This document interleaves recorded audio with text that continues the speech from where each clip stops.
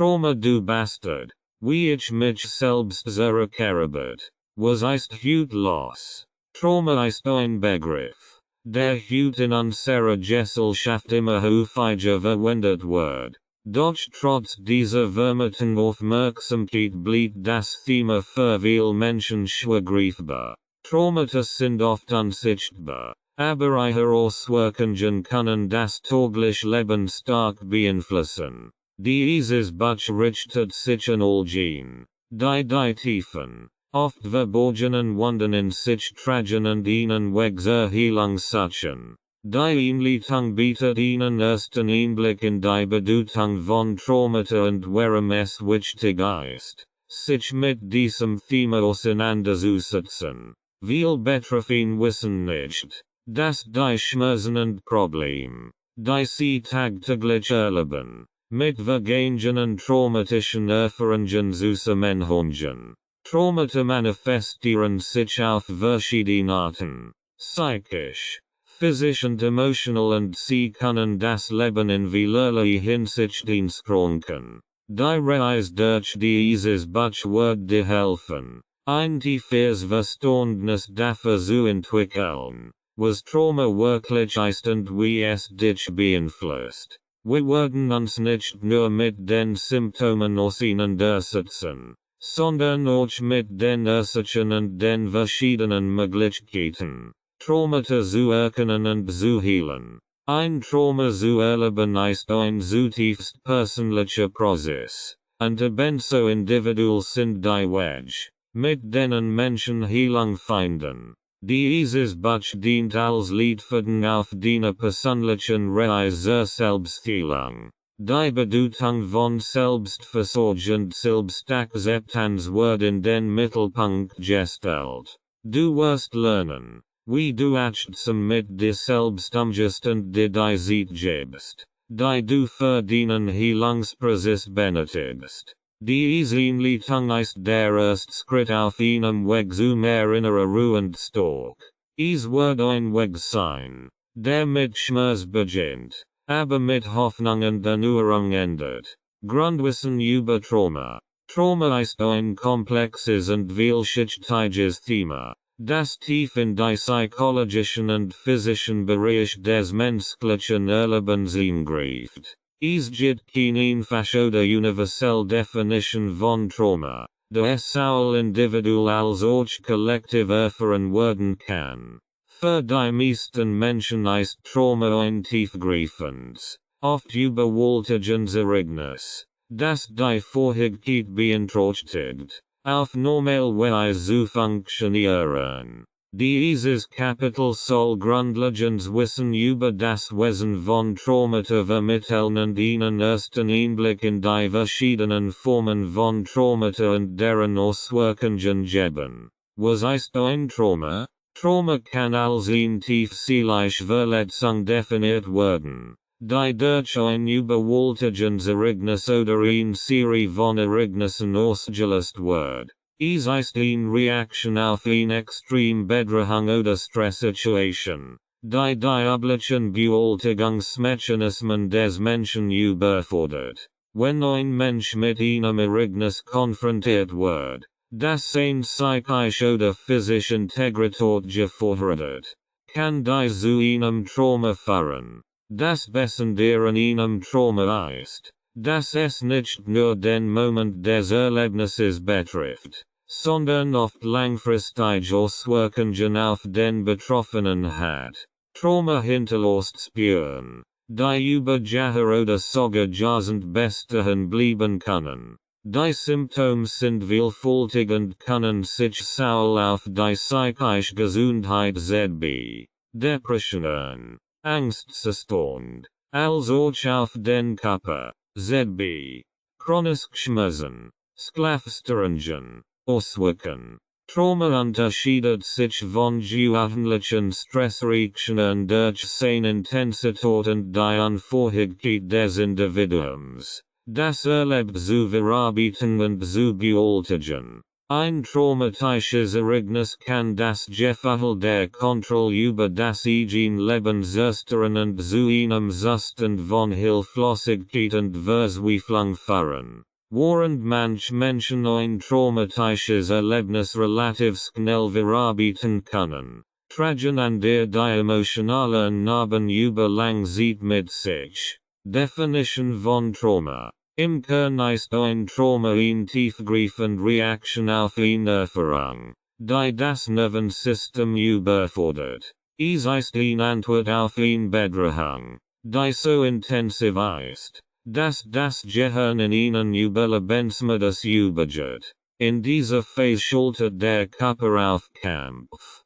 Flucht oder Ersteren, wobei diese Reaktionen oft unbewusst gesteuert werden. Ein Trauma entsteht, wenn das Nervensystem nicht mehr in der Lage ist, nach einer Bedrohung in den Normalzustand zurückzukehren. Es bleibt in einem Zustand der Übererregung oder Erstörung gefangen. Psychologen und Therapeuten definieren Trauma häufig als eine Folge von extremen Belastungen, die außerhalb der üblichen menschlichen Erfahrung liegen.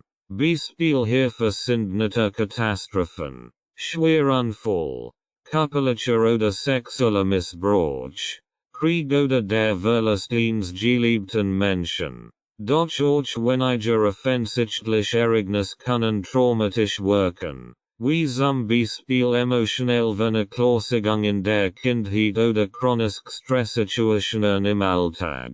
Das entscheidende Merkmal eines Traumas ist nicht unbedingt die Art des Erlebnisses selbst, sondern die subjective Reaktion des Individuums darauf. Was für den einen Menschen traumatisch ist, mag für einen anderen weniger belastend sein. Dies hängt von verschiedenen Faktoren ab, wie der individuellen Resilienz, den bisherigen Lebenserfahrungen und der Unterstützung durch das soziale Umfeld. Unterschiedliche Traumaarten.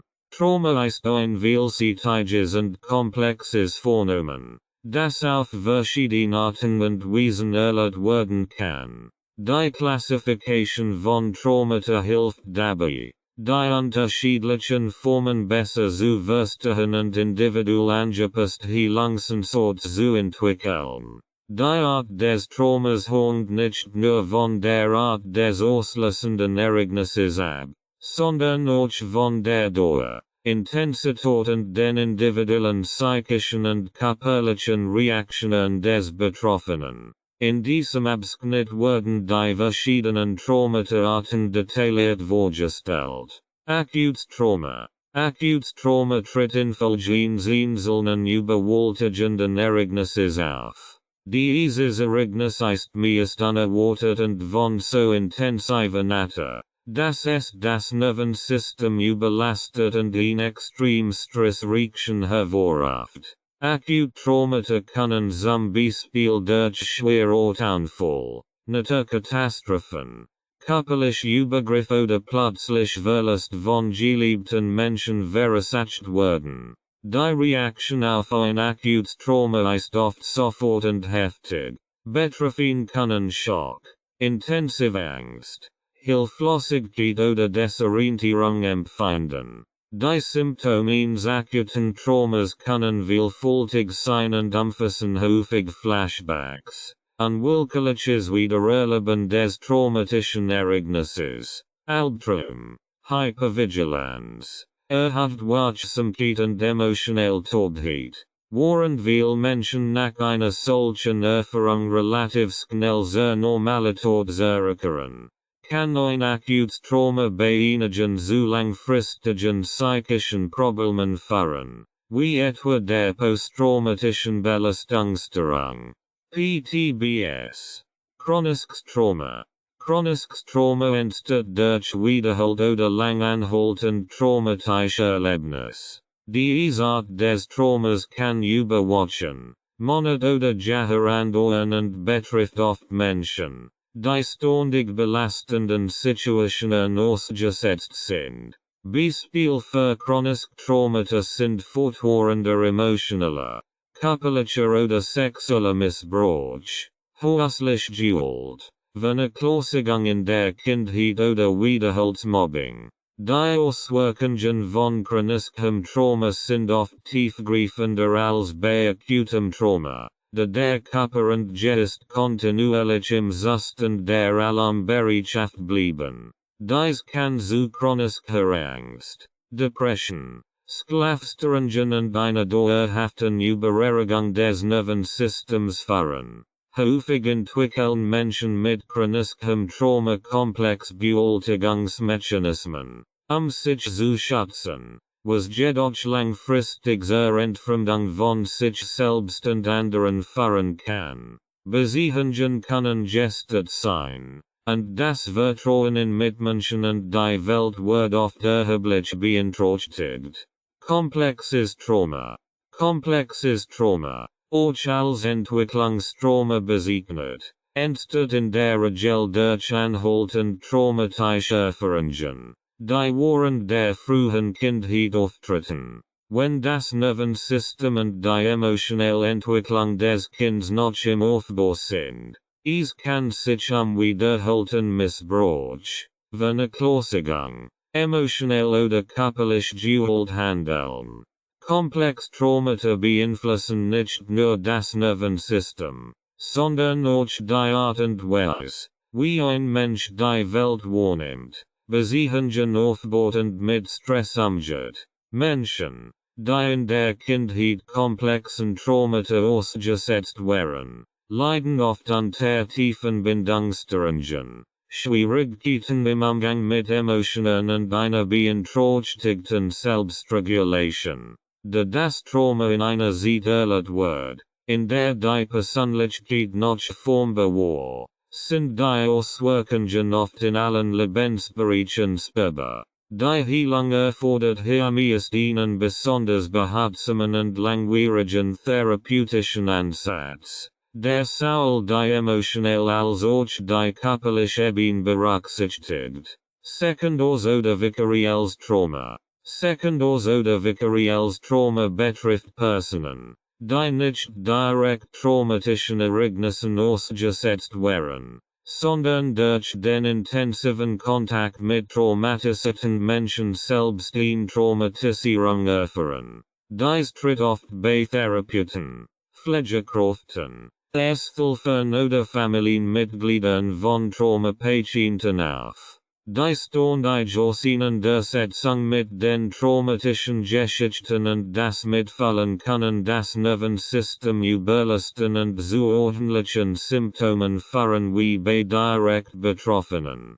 Personen mit sekundarem Trauma entwickeln oft Gefühle von Hilflosigkeit, Schuld oder Angst, und sie können Symptome wie Erschöpfung, Reisbarkeit, Schlafstörungen oder Albtraum zeigen. Es ist wichtig, dass Menschen in helfenden Berufen sich der Gefahr von vikariellen Traumata bewusst sind und Selbstversorgestrategien anwenden, ihre eigene psychische Gesundheit zu schützen. Entwicklungstrauma. Entwicklungstrauma ist eine spezielle Form des komplexen Traumas, die in den ersten Lebensjahren entsteht und auf wiederholten negativen Erfahrungen oder emotionaler Vernachlässigung basiert. Diese Form des Traumas kann entstehen, wenn ein Kind in einer Umgebung aufwächst, in der die grundlegenden emotionalen Bedürfnisse nicht erfüllt werden, sei es durch physische Gewalt, emotionalen Missbrauch oder die Unfähigkeit der Eltern, eine sichere und liebevolle Bindung zu bieten. Die Folgen von Entwicklungstrauma sind tiefgreifend und langanhaltend. Kinder, die in solchen Umgebungen aufwachsen, haben oft Schwierigkeiten, sichere Bindungen einzugehen, entwickeln Vertrauensprobleme und leiden später im Leben häufig unter Depressionen, Angststörungen und Problemen mit der Emotionsregulation. Entwicklungstrauma wirkt sich auf die körperliche und psychische Entwicklung des Kindes aus und kann seine Persönlichkeit, sein Selbstwertgefühl und seine Beziehungen zu anderen stark beeinflussen. Kollektives Trauma. Kollektives Trauma betrifft ganz Gemeinschaften oder Gesellschaften und entsteht durch Ereignis, die viele Menschen gleichzeitig betreffen, wie Krieg, Naturkatastrophen, Terroranschläge oder Pandemien. Kollektives Trauma hat oft langfristige Auswirkungen auf die soziale und kulturelle Identität und kann generationsübergreifend weitergegeben werden. Solch Traumata beeinflussen nicht nur die Individuen, sondern auch die Strukturen und Wert von Gesellschaften und prägen das Kollektivgedächtnis. Beispiel für kollektives Trauma sind der Holocaust, der 11. September oder die Covid-19-Pandemie. Solch Ereignisse erzeugen nicht nur individuelles Leid, sondern führen auch zu einem Gefühl von kollektiver Treue, Verlust und Verunsicherung. Die Heilung von kollektivem Trauma erfordert oft eine Gemeinschaftsanstrengung und das bewusste Aufarbeiten der Ereignis durch Ritual, Gedanken und offene Diskussionen. Diese verschiedenen Arten von Traumata verdeutlichen, wie vielfältig die Erscheinungsformen und Auswirkungen traumatischer Erlebnisse sein können. Das Verständnis für die Unterschied zwischen den einzelnen Traumata-Arten ist entscheidend,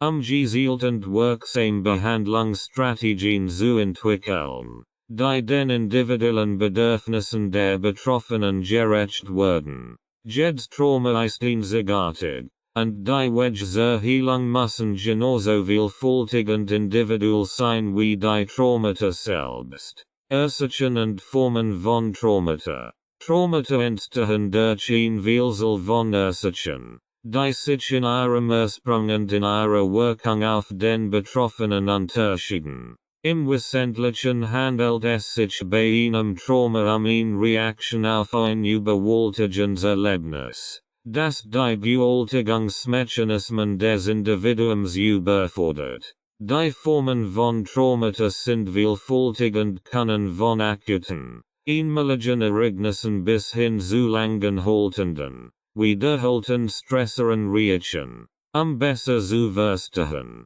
wie Traumata entstehen und sich entwickeln, ist es wichtig, die Unterschied zwischen akuten und chronischen Traumata sowie die Rolle psychologischer und physischer Faktoren zu untersuchen. Acute und chronisch Traumata. Acute Traumata entstehen durch einmalig, plötzlich und intensiv Ereignis, die das Individuum stark erschüttern und emotional überfordern. Diese traumatischen Ereignisse treten unerwartet auf und führen dazu, dass die betroffene Person in einen Zustand von Schock, Angst oder Panik gerät. Typisch Beispiel für akute Traumata sind Naturkatastrophen, Erdbeben, Überschwemmungen, Schweranfall, körperlich oder sexuell Übergriff sowie plötzlich Todesfall von nahestehenden Personen. Die Hauptmerkmale eines akuten Traumas sind die unmittelbare Reaktion auf das Ereignis,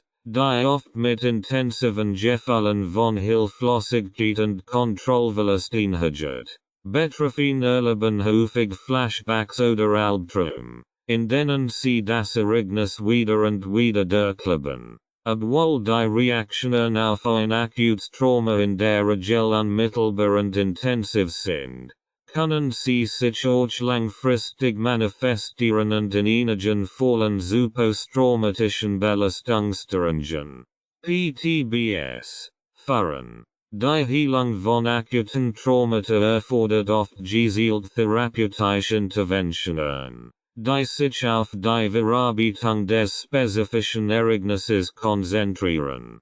Chronisch Traumata hingegen resultieren aus lang andauernden oder sich wiederholenden traumatischen Erfahrungen. Diese Art von Trauma tritt oft in Situationen auf, in denen eine Person über einen längeren Zeitraum hinweg extremen Stresseren ausgesetzt ist, wie zum Beispiel bei häuslicher Gewalt, emotionalem oder körperlichem Missbrauch, Vernachlässigung, Kriegserfahrungen oder Mobbing.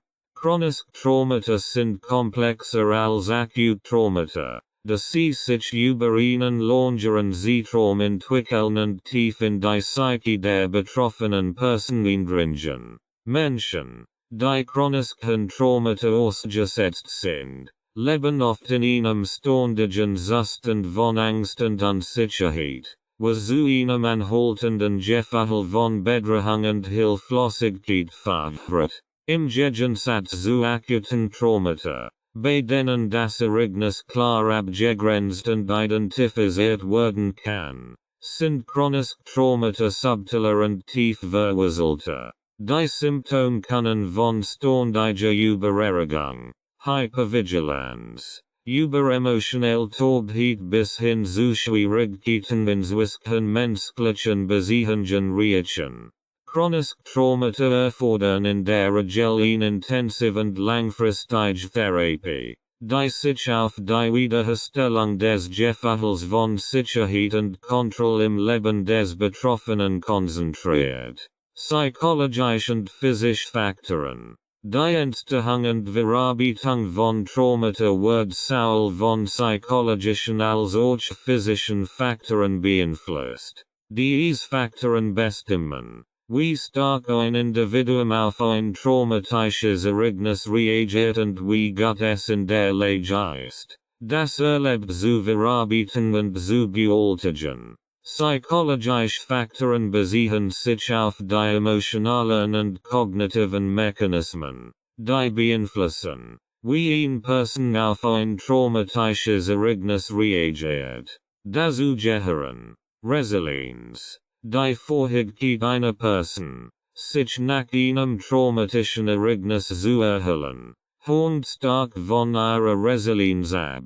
Resilient Menschen sind oft in der Lage, schneller und effektiver auf traumatische Erlebnisse zu reagieren und ihre emotionelle Balance wiederherzustellen. Resilienz wird durch verschiedene Faktoren beeinflusst, darunter frühe Lebenserfahrungen, das Vorhandensein sozialer Unterstützung und persönliche Bewältigungsstrategien, Bindungserfahrungen in der Kindheit, die Bindungen, die ein Mensch in der frühen Kindheit zu seinen Eltern oder Betreuungspersonen aufbaut, spielen eine entscheidende Rolle in der Entwicklung der Fähigkeit, Traumata zu bewältigen. Sicher gebenden Kinder, die in einer liebevollen und unterstützenden Umgebung aufwachsen, entwickeln oft starke psychologische Abwehrmechanismen gegen Stress und Trauma. Unsichere oder gestört Bindungen hingegen können dazu führen,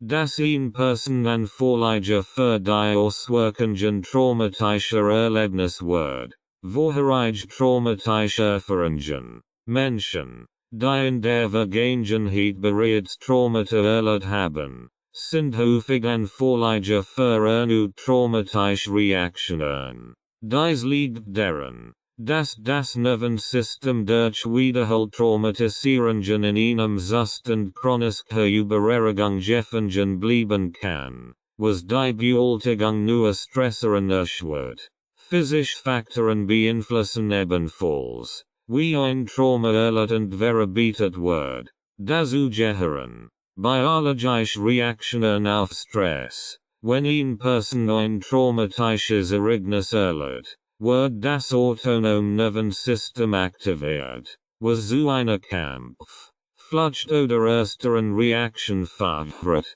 In dieser Phase werden Stresshormone wie Adrenalin und Cortisol freigesetzt, die den Körper auf die Bedrohung vorbereiten. Nach dem Ereignis sollte der Körper in der Lage sein, wieder in einen normalen Zustand zurückzukehren. Bei Traumata kann dieser Prozess gestört werden, was dazu führt, dass der Körper in einem Zustand ständiger Alarmbereitschaft wird. Genetische Prädispositionen. Es gibt Hinweis darauf, dass einige Menschen genetisch anfälliger für die Entwicklung von Traumata und posttraumatischen Belastungsstörungen sein können. Diese genetische Prädisposition kann beeinflussen, Wie das Gehirn auf Stress reagiert und wie effektiv es traumatische Erinnerungen verarbeitet.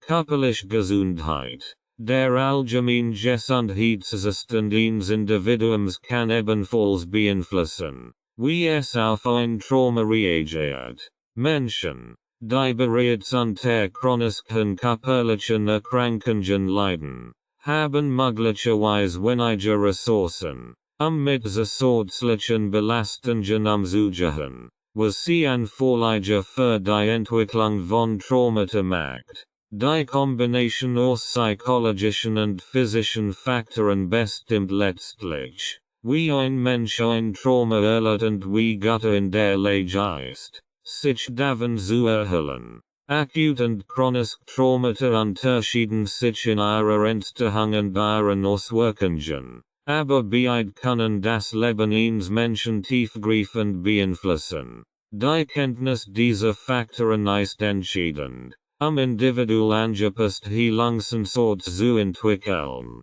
Die sowohl die emotionalen als auch die körperlichen Aspekt des Traumas berücksichtigen. Durch das Verständnis der Ursachen und Formen von Traumata, sowie der psychologischen und physischen Faktoren, die eine Rolle spielen, wird es möglich, Wege zur Heilung zu finden und Betroffenen zu helfen, ihre Lebensqualität wiederzuerlangen. Wie Trauma den Körper und Geist beeinflusst. Trauma hinterlässt nicht nur emotionell und psychologisch Spuren, sondern wirkt sich auch tiefgreifend auf den Körper aus. Es ist eine körperliche und mentale Reaktion auf Extremstressfaktoren, die das Nervensystem überfordern und zu einer anhaltenden Dysregulation führen können. Die Auswirkungen eines Traumas auf Körper und Geist sind eng miteinander verbunden, da beide untrennbar in die Verarbeitung und Reaktion auf stressige Erlebnisse eingebunden sind. Dieses Kapitel untersucht, wie Trauma auf körperlicher und geistiger Ebene wirkt, wobei der Fokus auf der Rolle des Nervensystems und den langfristigen Auswirkungen auf die Psyche liegt. Die Rolle des Nervensystems. Das Nervensystem spielt eine zentrale Rolle in der Art und Weise, wie ein Trauma verarbeitet und erlebt wird. Es reagiert auf Bedrohungen durch ein komplex Cascade von physiologischen und hormonellen Reaktionen, die den Körper auf einen Kampf, Flucht oder ersteren Reaktion vorbereiten. Dieser Prozess wird primär durch das autonome Nervensystem gesteuert, das aus zwei Hauptteilen besteht, dem Sympathikus und dem Parasympathikus. Sympathikus. Kampf- oder Fluchtreaktion. Wenn eine Person mit einem traumatischen Ereignis konfrontiert wird, aktiviert der Sympathikus die Kampf- oder Fluchtreaktion. Das Herz schlägt schneller. Die Atmung beschleunigt sich, und Stresshormone wie Adrenalin und Cortisol werden freigesetzt. Diese Reaktionen bereiten den Körper darauf vor, der Bedrohung entweder entgegenzutreten, Kampf, oder zu entkommen, Flucht. Während dieser Phase wird die Gesamtenergie des Körpers mobilisiert, das Überleben zu sichern. Diese Reaktion ist an sich normal und überlebenswichtig. Parasympathikus. Ersteren und Erholung. Nach dem Höhepunkt der Bedrohung sollte der Parasympathikus aktiv werden, den Körper wieder in einen Ruhezustand zu versetzen. Der Herzschlag verlangsamt sich, die Atmung wird ruhiger, und der Körper beginnt, sich zu erholen. Bei Traumata kann jedoch dieser Übergang gestört werden, insbesondere wenn die Bedrohung als überwältigend empfunden wird und die Person sich hilflos verhält. In solchen Fällen tritt die ersteren Reaktion ein, bei der Körper in einen Zustand der Immobilisierung übergeht, sich vor der Bedrohung zu schützen. Dies kann dazu führen, dass der Körper in einem chronischen Zustand der Übererregung oder Erstörung verbleibt. Trauma beeinflusst das Nervensystem auf eine Weise, die dazu führen kann, dass die natürliche Balance zwischen dem Sympathikus und Parasympathikus gestört wird. Dies äußert sich oft in anhaltender Hypervigilanz, erhöht Wachsamkeit, Schwierigkeiten bei der Entspannung oder einem Gefühl der emotionalen Taubheit. Ein Mensch kann das Gefühl haben, ständig auf Alarm zu sein, oder ist unvorhig, sich von den Auswirkungen des traumatischen Ereignisses zu erholen, selbst wenn die unmittelbare Bedrohung längst vorbei ist. Langfristige Dysregulation des Nervensystems. Wenn das Nervensystem über einen längeren Zeitraum dysreguliert bleibt, kann dies erhebliche Auswirkungen auf die körperliche Gesundheit haben. Chronischer Stress kann zu einer erhöhten Ausschüttung von Cortisol führen, was das Immunsystem schwächt und zu Entzündungen, Herz-Kreislauf-Erkrankungen und anderen gesundheitlichen Problemen führen kann. Der Körper ist in einem ständigen Zustand der Anspannung, was die Heilungsprozess behindert und das allgemeine Wohlbefinden beeinträchtigt. Langfristige Auswirkungen auf die Psyche. Neben den körperlichen Auswirkungen hat ein Trauma tiefgreifende und oft langfristige Auswirkungen auf die Psyche. Dies können sich in einer Vielzahl von psychischen Störungen und Verhaltensmustern manifestieren, die das tägliche Leben erheblich beeinträchtigen. Die häufigsten psychischen Folgen eines Traumas sind posttraumatische Belastungsstörung, PTBS. PTBS ist eine der bekanntesten und am besten erforschten Folgen eines Traumas. Menschen, die unter PTBS leiden, erleben intensive Flashbacks, Albträume und unkontrollierbare Gedanken an das traumatische Ereignis. Sie vermeiden häufig Situationen, die sie an das Trauma erinnern, und können ein Gefühl der Entfremdung und Taubheit entwickeln. Zusätzlich erleben viele betroffene Symptome wie Reizbarkeit, Schlafstörungen und übermäßige Wachsamkeit, die Hervorragigkeit zur Teilnahme am normalen Leben stark beeinträchtigen. Depression und Angststörungen. Trauma kann die Psyche so stark belasten, dass es zu Depressionen und Angststörungen führt. Betroffene Menschen haben oft das Gefühl, dass das Leben sinnlos geworden ist oder dass sie nicht in der Lage sind,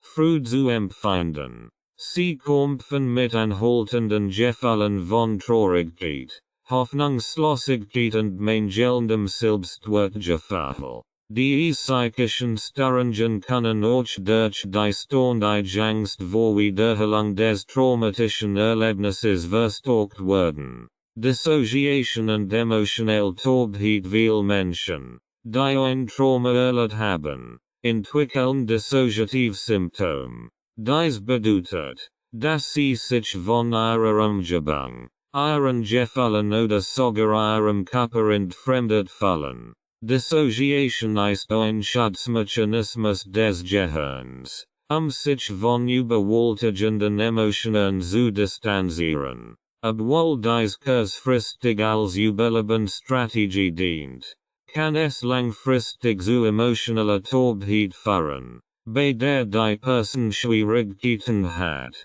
auf emotionelle Reise zu reagieren oder echt nur zu anderen Menschen aufzubauen. Beziehungsproblem. Traumata beeinflussen auch die Art und Weise, wie Menschen Beziehungen wahrnehmen und gestalten. Viele traumatisiert kämpfen mit Bindungsängsten, haben Schwierigkeiten, Vertrauen zu anderen aufzubauen, oder siegen übermäßige Abhängigkeit von ihren Partnern. Die Angst vor Verrat oder Verlust kann dazu führen, dass sie Beziehungen mieden oder toxische Verhaltensmuster entwickeln.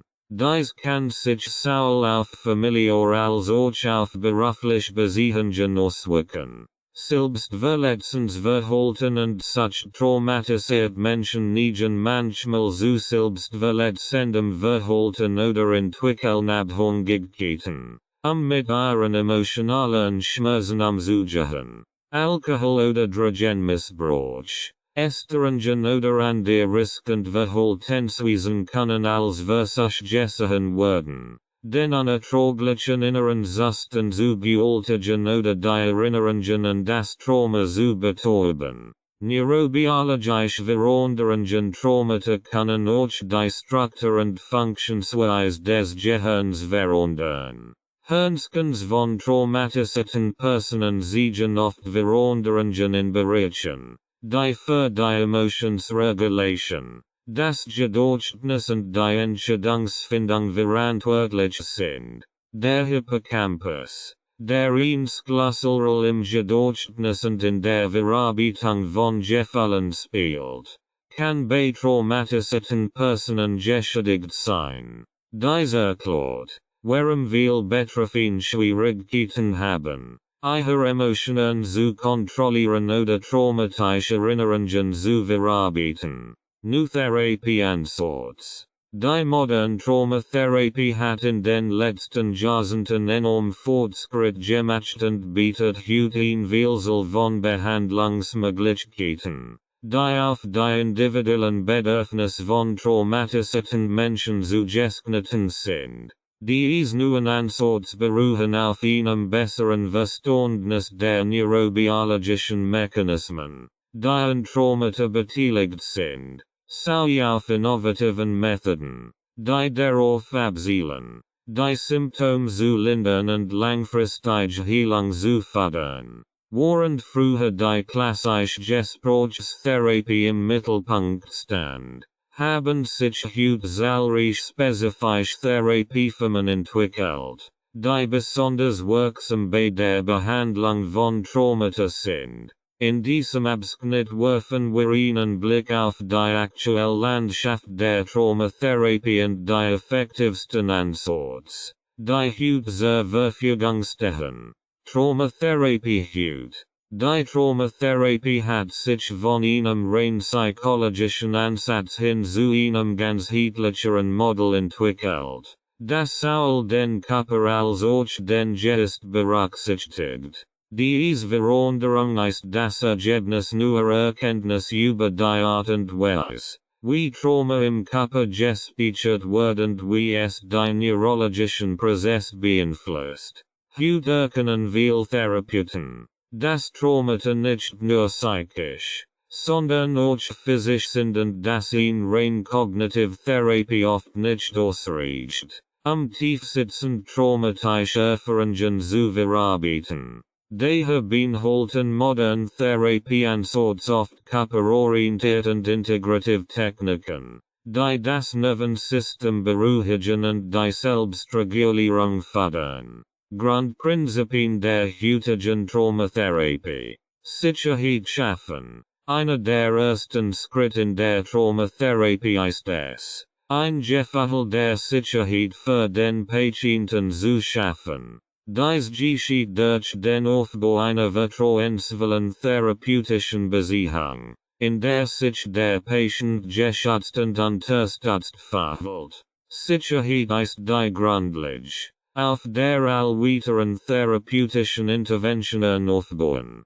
Traumabearbeitung. Der Kern jeder Traumatherapie besteht darin, das traumatische Ereignis auf eine Weise zu bearbeiten, die es dem Patienten ermöglicht, es zu verarbeiten und zu integrieren, ohne erneut überwältigt zu werden. Dies wird oft in einem geschützten Rahmen und in kleinen Schritten durchgeführt, eine Retraumatisierung zu vermeiden. Selbstregulierung. Modern Therapieansatz legen großen Wert darauf, dem Patienten beizubringen, wie es seine Emotionen und körperlichen Reaktionen auf Stress regulieren kann. Dies kann durch Achtsamkeit, Atemtechniken oder körperorientierte Therapien erfolgen. die dem Patienten helfen, aus der ständigen Übererregung herauszukommen, die oft mit Trauma verbunden ist. Integration des Erlebten. Ziel der Traumatherapie ist es, das traumatische Erlebnis so zu verarbeiten, dass es in das normal autobiographische Gedächtnis integriert wird. Auf diese Weise wird das Trauma nicht mehr als gegenwärtige Bedrohung empfunden, sondern als ein Ereignis, das in der Vergangenheit liegt und keinen unmittelbaren Einfluss mehr auf das aktuelle Leben hat. Überblick über aktuelle Methoden. Die modernen Traumatherapie-Methoden sind vielfältig und darauf ausgelegt, individuell auf den Betroffenen und die Art des Traumas zugeschnitten zu sein. Einige der wichtigsten und am häufigsten eingesetzten Ansätze sind Movement Desensitization and Reprocessing, EMDR. EMDR ist eine der bekanntesten und am besten erforschten Traumatherapie-Methoden. Sie wird von der Psychologin Francine Shapiro entwickelt und basiert auf der Annahme, dass die Verarbeitung von traumatischen Erinnerungen durch gezielte Beübungen gefördert werden kann. Der Patient wird gebeten, an das traumatische Ereignis zu denken, während gleichzeitig durch Beübungen, Klopfen oder Ton abgelenkt wird. Diese bilaterale Stimulation hilft, die emotionale Ladung der traumatischen Erinnerung zu reduzieren und die Integration in das langzeitige Gedächtnis zu erleichtern. EMDR wird häufig zur Behandlung von posttraumatischen Belastungsstörungen, PTBS, eingesetzt und hat sich in vielen Studien als wirksam erwiesen. Somatic Experiencing, SE, Somatic Experiencing, entwickelt von Dr. Peter Levine, ist ein körperorientierter Therapieansatz, der darauf abzielt, die im Körper gespeicherte Traumaspannung zu lassen. SE basiert auf der Bearbeitung, dass Tiere in freier Wildbahn nach traumatischen Erlebnissen häufig natürliche Entladungsmechanismen verwenden, die Übererregung des Nervensystems zu regulieren. Menschen hingegen neigen dazu, diese Reaktionen zu unterdrücken, was dazu führt, dass das Trauma im Körper eingefroren bleibt. SE ermutigt den Patienten, auf sein körperlichen Empfindungen zu achten und diese langsam und schrittweise zu entladen, das Nervensystem zu beruhigen und die Selbstregulierung wiederherzustellen. Trauma-fokussiert Cognitive Verhaltenstherapie, TFKVT. Die Trauma-fokussiert Cognitive Verhaltenstherapie ist eine spezielle Form der Verhaltenstherapie, die entwickelt wird, Menschen bei der Bewältigung von Traumata zu helfen. Sie kombiniert Kognitivtechniken, die darauf abzielen, dysfunktionelle Gedankenmuster zu verändern, mit Expositionstherapie, bei der Patient lernt, sich in einem sicheren Rahmen mit den traumatischen Erinnerungen auseinanderzusetzen. TFKVT ist besonders effektiv bei der Behandlung von PTBS und wird häufig bei Kindern und Jugendlichen eingesetzt. Ego-State-Therapie. Die Ego-State-Therapie basiert auf der Vorstellung, dass das menschliche Selbst aus verschiedenen Ego-States oder Ich-Zuständen besteht, die jeweils unterschiedliche Aspekte der Persönlichkeit repräsentieren.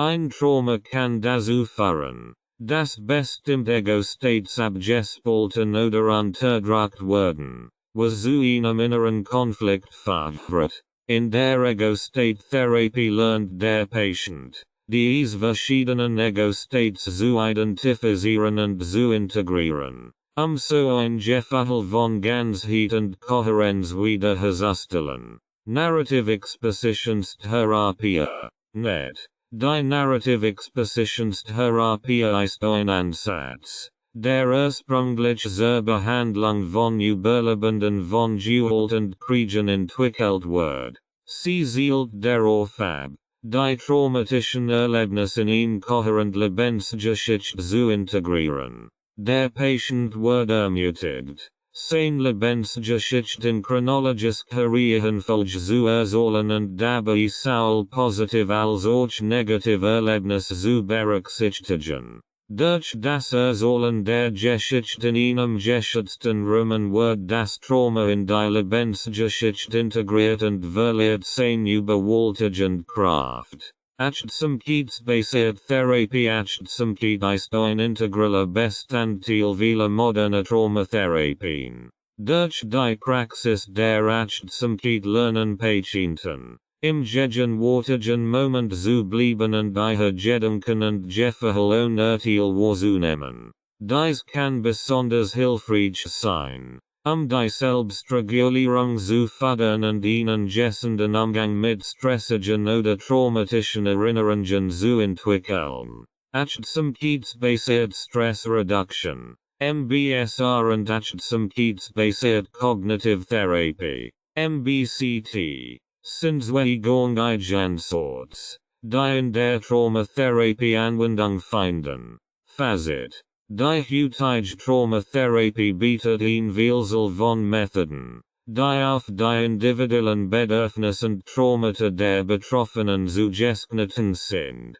Von EMDR über somatische Ansätze bis hin zu kognitiven und narrativen Therapien haben sich viele dieser Ansätze als wirksam erwiesen, Menschen zu helfen, ihre traumatischen Erlebnisse zu verarbeiten und wieder ein Gefühl der Kontrolle über ihr Leben zu erlangen. Wichtig ist, dass der Therapieansatz sorgfältig ausgewählt und auf die spezifischen Symptome und Bedürfnisse des Einzelnen abgestimmt wird, den Heilungsprozess zu unterstützen. Modern Traumatherapie erkennt die Komplexität von Traumata und berücksichtigt sowohl die psychologischen als auch die körperlichen Auswirkungen, den Patienten auf ganzheitliche Weise zu unterstützen. Fortschritt in der Traumaforschung. Die Forschung zu Traumata hat in den letzten Jahrzehnten bedeutend Fortschritt gemacht,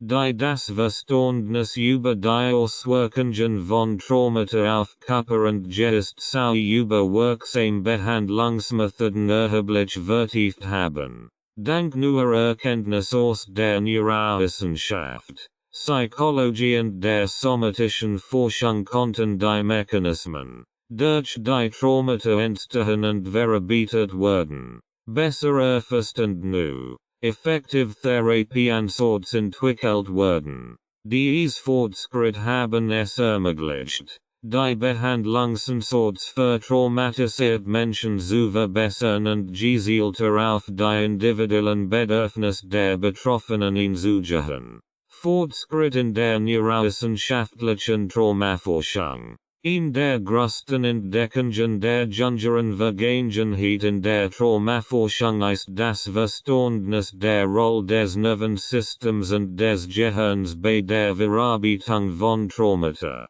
Früher wird Trauma hauptsächlich als psychisches Problem betrachtet, das durch Cognitive Therapy und Gesprächstherapie behandelt werden muss. Heute wissen wir, dass Trauma tief im Nervensystem verankert ist und dass das Gehirn von traumatischen Erfahrungen nachhaltig beeinflusst wird. Die Rolle der Amygdala und des Hippocampus. Studien haben gezeigt, dass die Amygdala, der Bereich des Gehirns, der für die Verarbeitung von Emotionen und Angst verantwortlich ist, bei traumatisierten Menschen überaktiv sein kann. Dies führt dazu, dass traumatische Erinnerungen intensiver und länger in das Bewusstsein eindringen. Der Hippocampus, der für das Gedächtnis zuständig ist, siegt bei traumatisierten Personen oft Anomalien, die dazu führen können, Das traumatische Erinnerungen nicht korrekt in das autobiografische Gedächtnis integriert werden.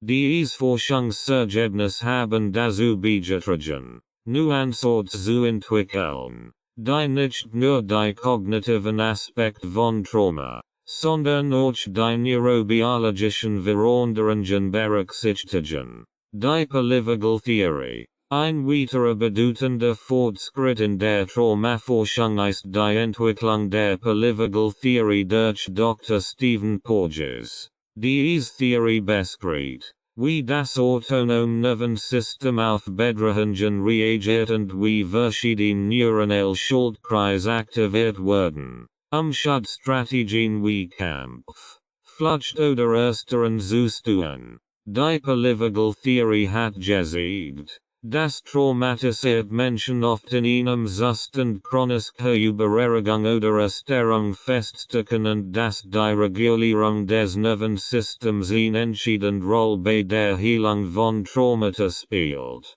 Die Bedeutung der somatischen Ansätze. Die Erkenntnis, dass Trauma auch im Körper gespeichert wird, hat zur Entwicklung körperorientierter Ansätze wie Somatic Experiencing und Körperpsychotherapie gefördert. Diese Therapien zielen darauf ab, die im Körper gespeicherte Spannung zu lassen und das Nervensystem zu beruhigen. Neurowissenschaftliche Studien unterstützen diese Ansätze, indem sie zeigen, dass körperliche Interventionen helfen können, das Nervensystem zu regulieren und die traumatische Reaktion zu verringern. EMDR und an der modernen Ansatz. Neben den neurowissenschaftlichen Fortschritten haben sich auch die therapeutischen Ansätze zur Behandlung von Traumata weiterentwickelt. Viele moderne Methoden kombinieren psychologisch, kognitiv und körperliche Techniken, eine ganzheitliche Heilung zu ermöglichen. In der bekanntesten und am besten erforschten modernen Methoden ist EMDR, Movement Desensitization and Reprocessing. Was ist EMDR? Movement Desensitization and Reprocessing. EMDR ist eine psychotherapeutische Methode zur Behandlung von Traumata, die in den späten 1980er Jahren von der amerikanischen Psychologin Dr. Francine Shapiro entwickelt wurde. EMDR basiert auf der Annahme, dass traumatische Erinnerungen aufgrund eines Verarbeitungsfehlers des Gehirns nicht vollständig in das langzeitige Gedächtnis integriert werden. Diese unvollständig verarbeiteten Erinnerungen blieben eingefroren und rufen weiterhin intensiv emotionell und körperlich Reaktionen hervor, als ob das Trauma noch immer gegenwärtig war. Die Grundidee von EMDR ist, dass durch bilaterale Stimulation des Gehirns, typischerweise durch Augenbewegungen, aber auch durch an der Methoden wie Tun oder Klopfen, der Verarbeitungsprozess von traumatischen Erinnerungen angeregt wird. Durch die gleichzeitige Fokussierung auf die traumatische Erinnerung und die Durchführung der bilateralen Stimulation kann das Gehirn die Erinnerung nur verarbeiten und in das normal autobiografische Gedächtnis integrieren. Dies führt dazu, dass die emotionelle Ladung der Erinnerung reduziert wird und sie weniger belastend wird.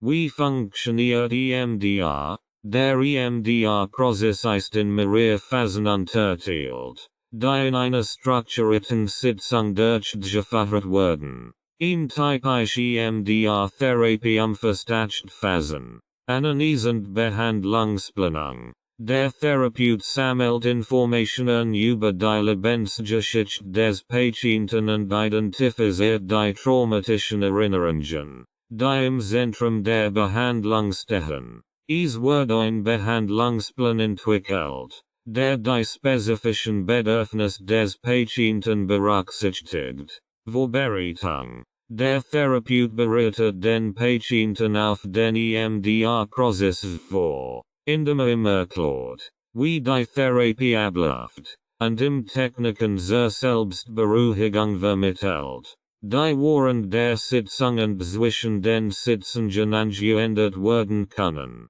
Bewertung. In dieser Phase wird die spezifische traumatische Erinnerung ausgeholt, die behandelt werden soll. Der Patient wird gebeten, die belastendste Vorstellung im Zusammenhang mit dem Trauma zu identifizieren, sowie die damit verbundenen negativen Überzeugungen. ZB. Ich bin machtlos und die gewünschten positiven Überzeugungen. ZB. Ich habe Kontrolle. Körperliche Empfindungen, die mit der Erinnerung verbunden sind, werden ebenfalls bewertet. Desensibilisierung. Der Patient konzentriert sich auf die traumatische Erinnerung, während der Therapeut die bilaterale Stimulation durchführt, indem ZB. Sein Finger vor den Augen des Patienten hin und her bewegt. Der Patient folgt mit den Augen den Fingerbewegungen und erlaubt den aufkommenden Gedanken, Bildern und Empfindungen, sich zu verändern. Dieser Prozess wird fortgesetzt, bis die emotionelle Intensität der Erinnerung deutlich reduziert ist. Installation. In dieser Phase wird die positive Überzeugung, ZB. Ich bin sicher, mit der zu verarbeiteten traumatischen Erinnerung verknüpft. Der Patient konzentriert sich auf die positive Überzeugung, während die bilaterale Stimulation fortgesetzt wird, die Verknüpfung zu stärken. Körpertest. Der Patient wird gebeten, die traumatische Erinnerung erneut zu betrachten und auf körperliche Reaktionen zu achten. Ziel ist es, sicherzustellen, dass keine negativen körperlichen Empfindungen mehr mit der Erinnerung verbunden sind. Abschluss. Die Sitzung wird mit Techniken zur Beruhigung abgeschlossen, und der Patient wird ermutigt, weiterhin Selbstberuhigungsstrategien anzuwenden. Der Therapeut bespricht, wie sich der Patient nach der Sitzung verhält und gibt Anweisungen für den Umgang mit möglichen emotionalen Reaktionen zwischen den Sitzungen. Bewertung. Zu Beginn der nächsten Sitzung wird überprüft, ob die Veränderungen nachhaltig sind und ob weiter traumatische Erinnerungen bearbeitet werden müssen. Wirksamkeit von EMDR. EMDR hat sich in zahlreichen Studien als wirksame Methode zur Behandlung von posttraumatischen Belastungsstörungen, PTBS und anderen traumabasierenden Störungen erwiesen. Es ist besonders effektiv bei der Verarbeitung von einzelnen traumatischen Ereignissen, wie ZB, Unfallen oder Übergriffen. Die Schnellreduktion der emotionalen Belastung macht EMDR zu einer bevorzugten Therapieform für viele Therapeuten und Patienten. Studien zeigen, dass viele Patienten nach nur wenigen Sitzungen deutlich Verbesserungen in Bezug auf ihre Symptome und ihr allgemeines Wohlbefinden erleben. EMDR wird mittlerweile von vielen Gesundheitsbehörden und Organisationen, darunter die Weltgesundheitsorganisation, WHO, als evidenzbasierte Behandlungsmethode für PTBS anerkannt. Fazit. EMDR und an der modernen Traumatherapie ansort sind das Ergebnis jahrzehntelange Forschung und Weiterentwicklung in der Traumatherapie. Diese Methoden haben die Behandlung von Traumata revolutioniert und bieten vielen Menschen die Möglichkeit, traumatische Erlebnisse nachhaltig zu verarbeiten und ihre Lebensqualität wiederherzustellen.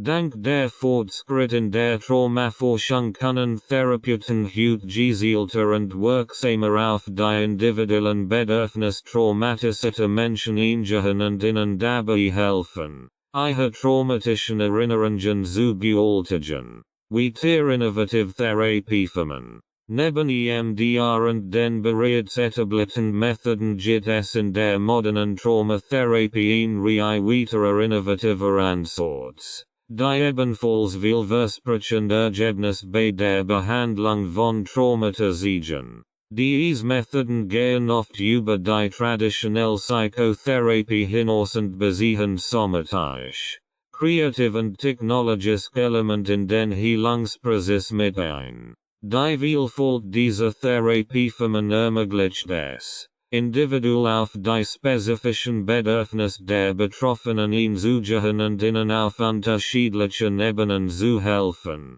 ihre traumatischen Erfahrungen zu verarbeiten.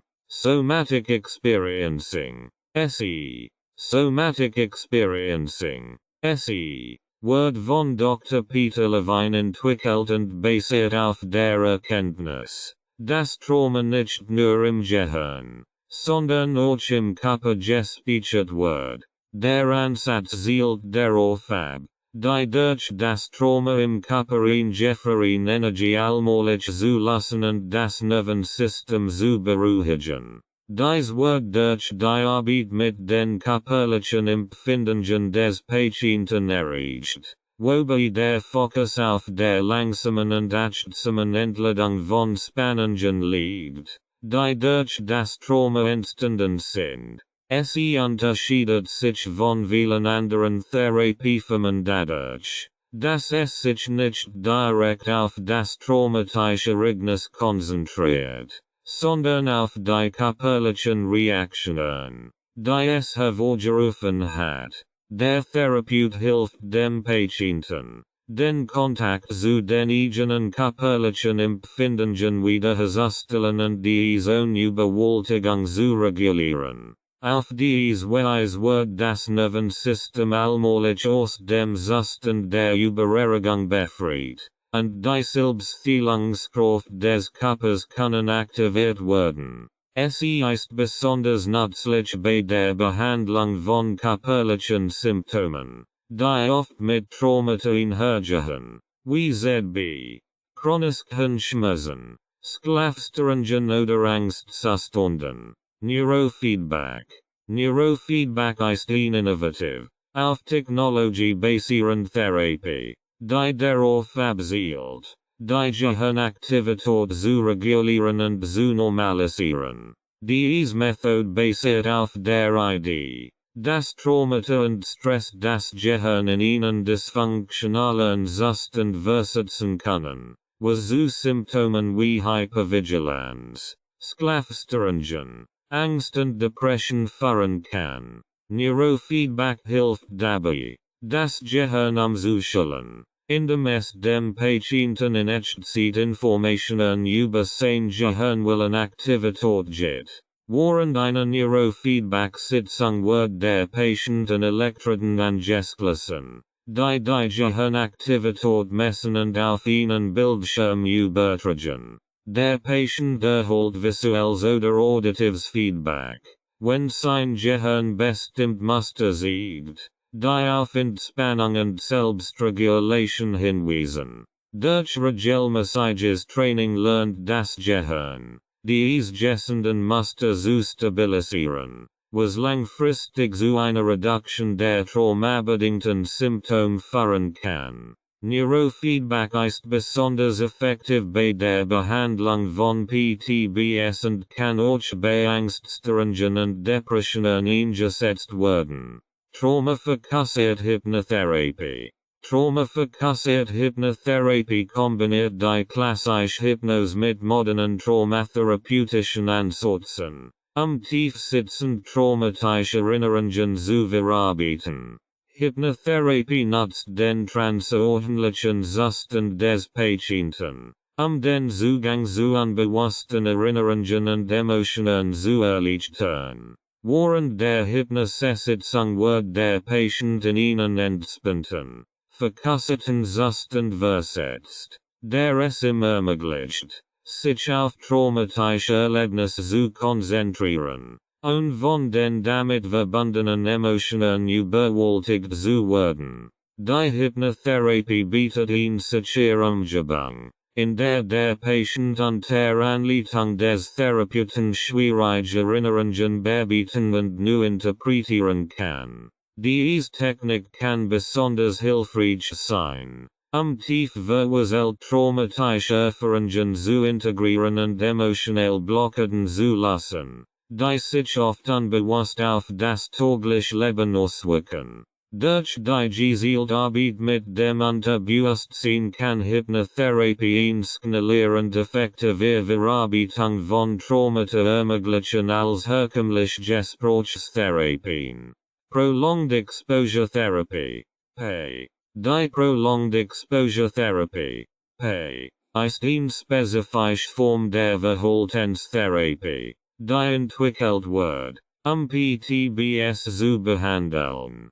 Der Ansatz basiert auf der Annahme, dass die Vermeidung von traumatischen Erinnerungen und Situationen, die an das Trauma erinnern, zur Aufrechterhaltung der Symptome beiträgt.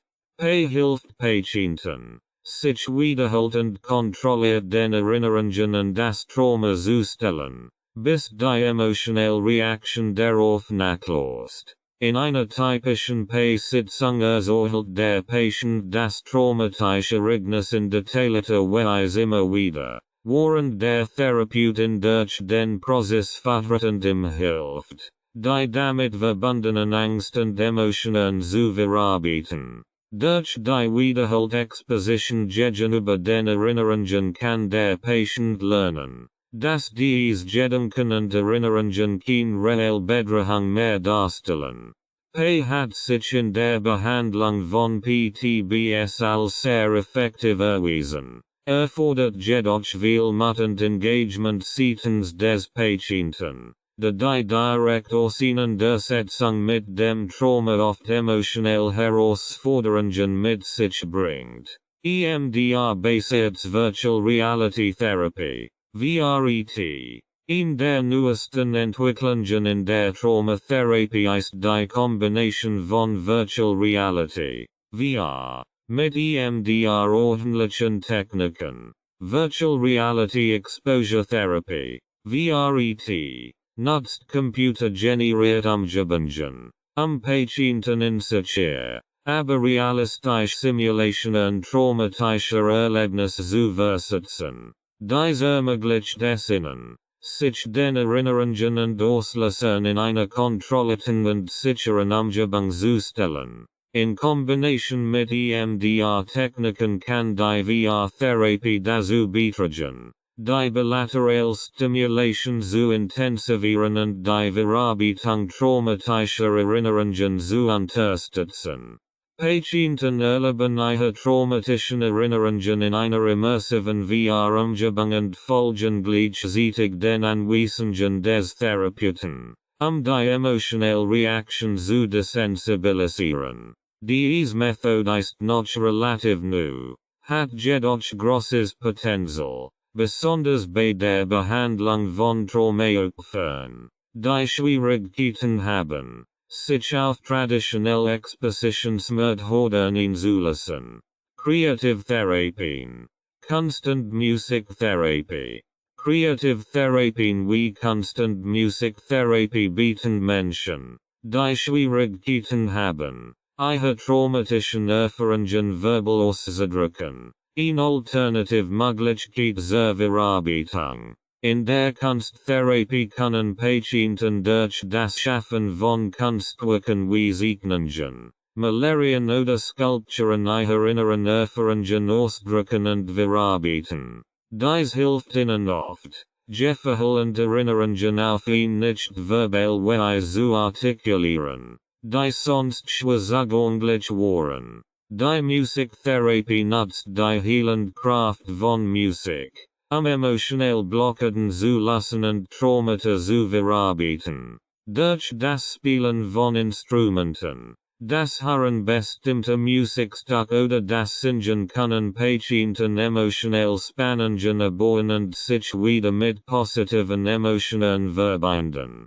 Creative Therapien fördern oft die Selbstentfaltung und schaffen Raum für Heilung durch nicht-lineare Ausdrucksformen, was besonders bei komplexen Traumata hilfreich sein kann. Fazit. Die Wielsel innovative Therapie ansorgt. Wie wird die Traumatherapie in den letzten Jahren fortgeschritten ist. Diese Methoden bietet unterschiedlich Werkzeuge und Strategien, den Heilungsprozess auf ein individuell und tiefgreifend Weise zu unterstützen. Während einige Therapien auf neurologische Veränderungen abzielen, konzentrieren sich an der auf die Integration von Körper, Geist und Emotionen. Dies nun Ansatz geben Therapeuten und Patienten die Möglichkeit, Traumata auf ganzheitliche Weise zu behandeln, und bieten Hoffnung auf eine wohlständige Genesung. Traumatherapie im Alltag integrieren. Für Menschen, die in den Folgen eines Traumas leiden, kann die Integration der Therapie in den Alltag eine Herausforderung sein.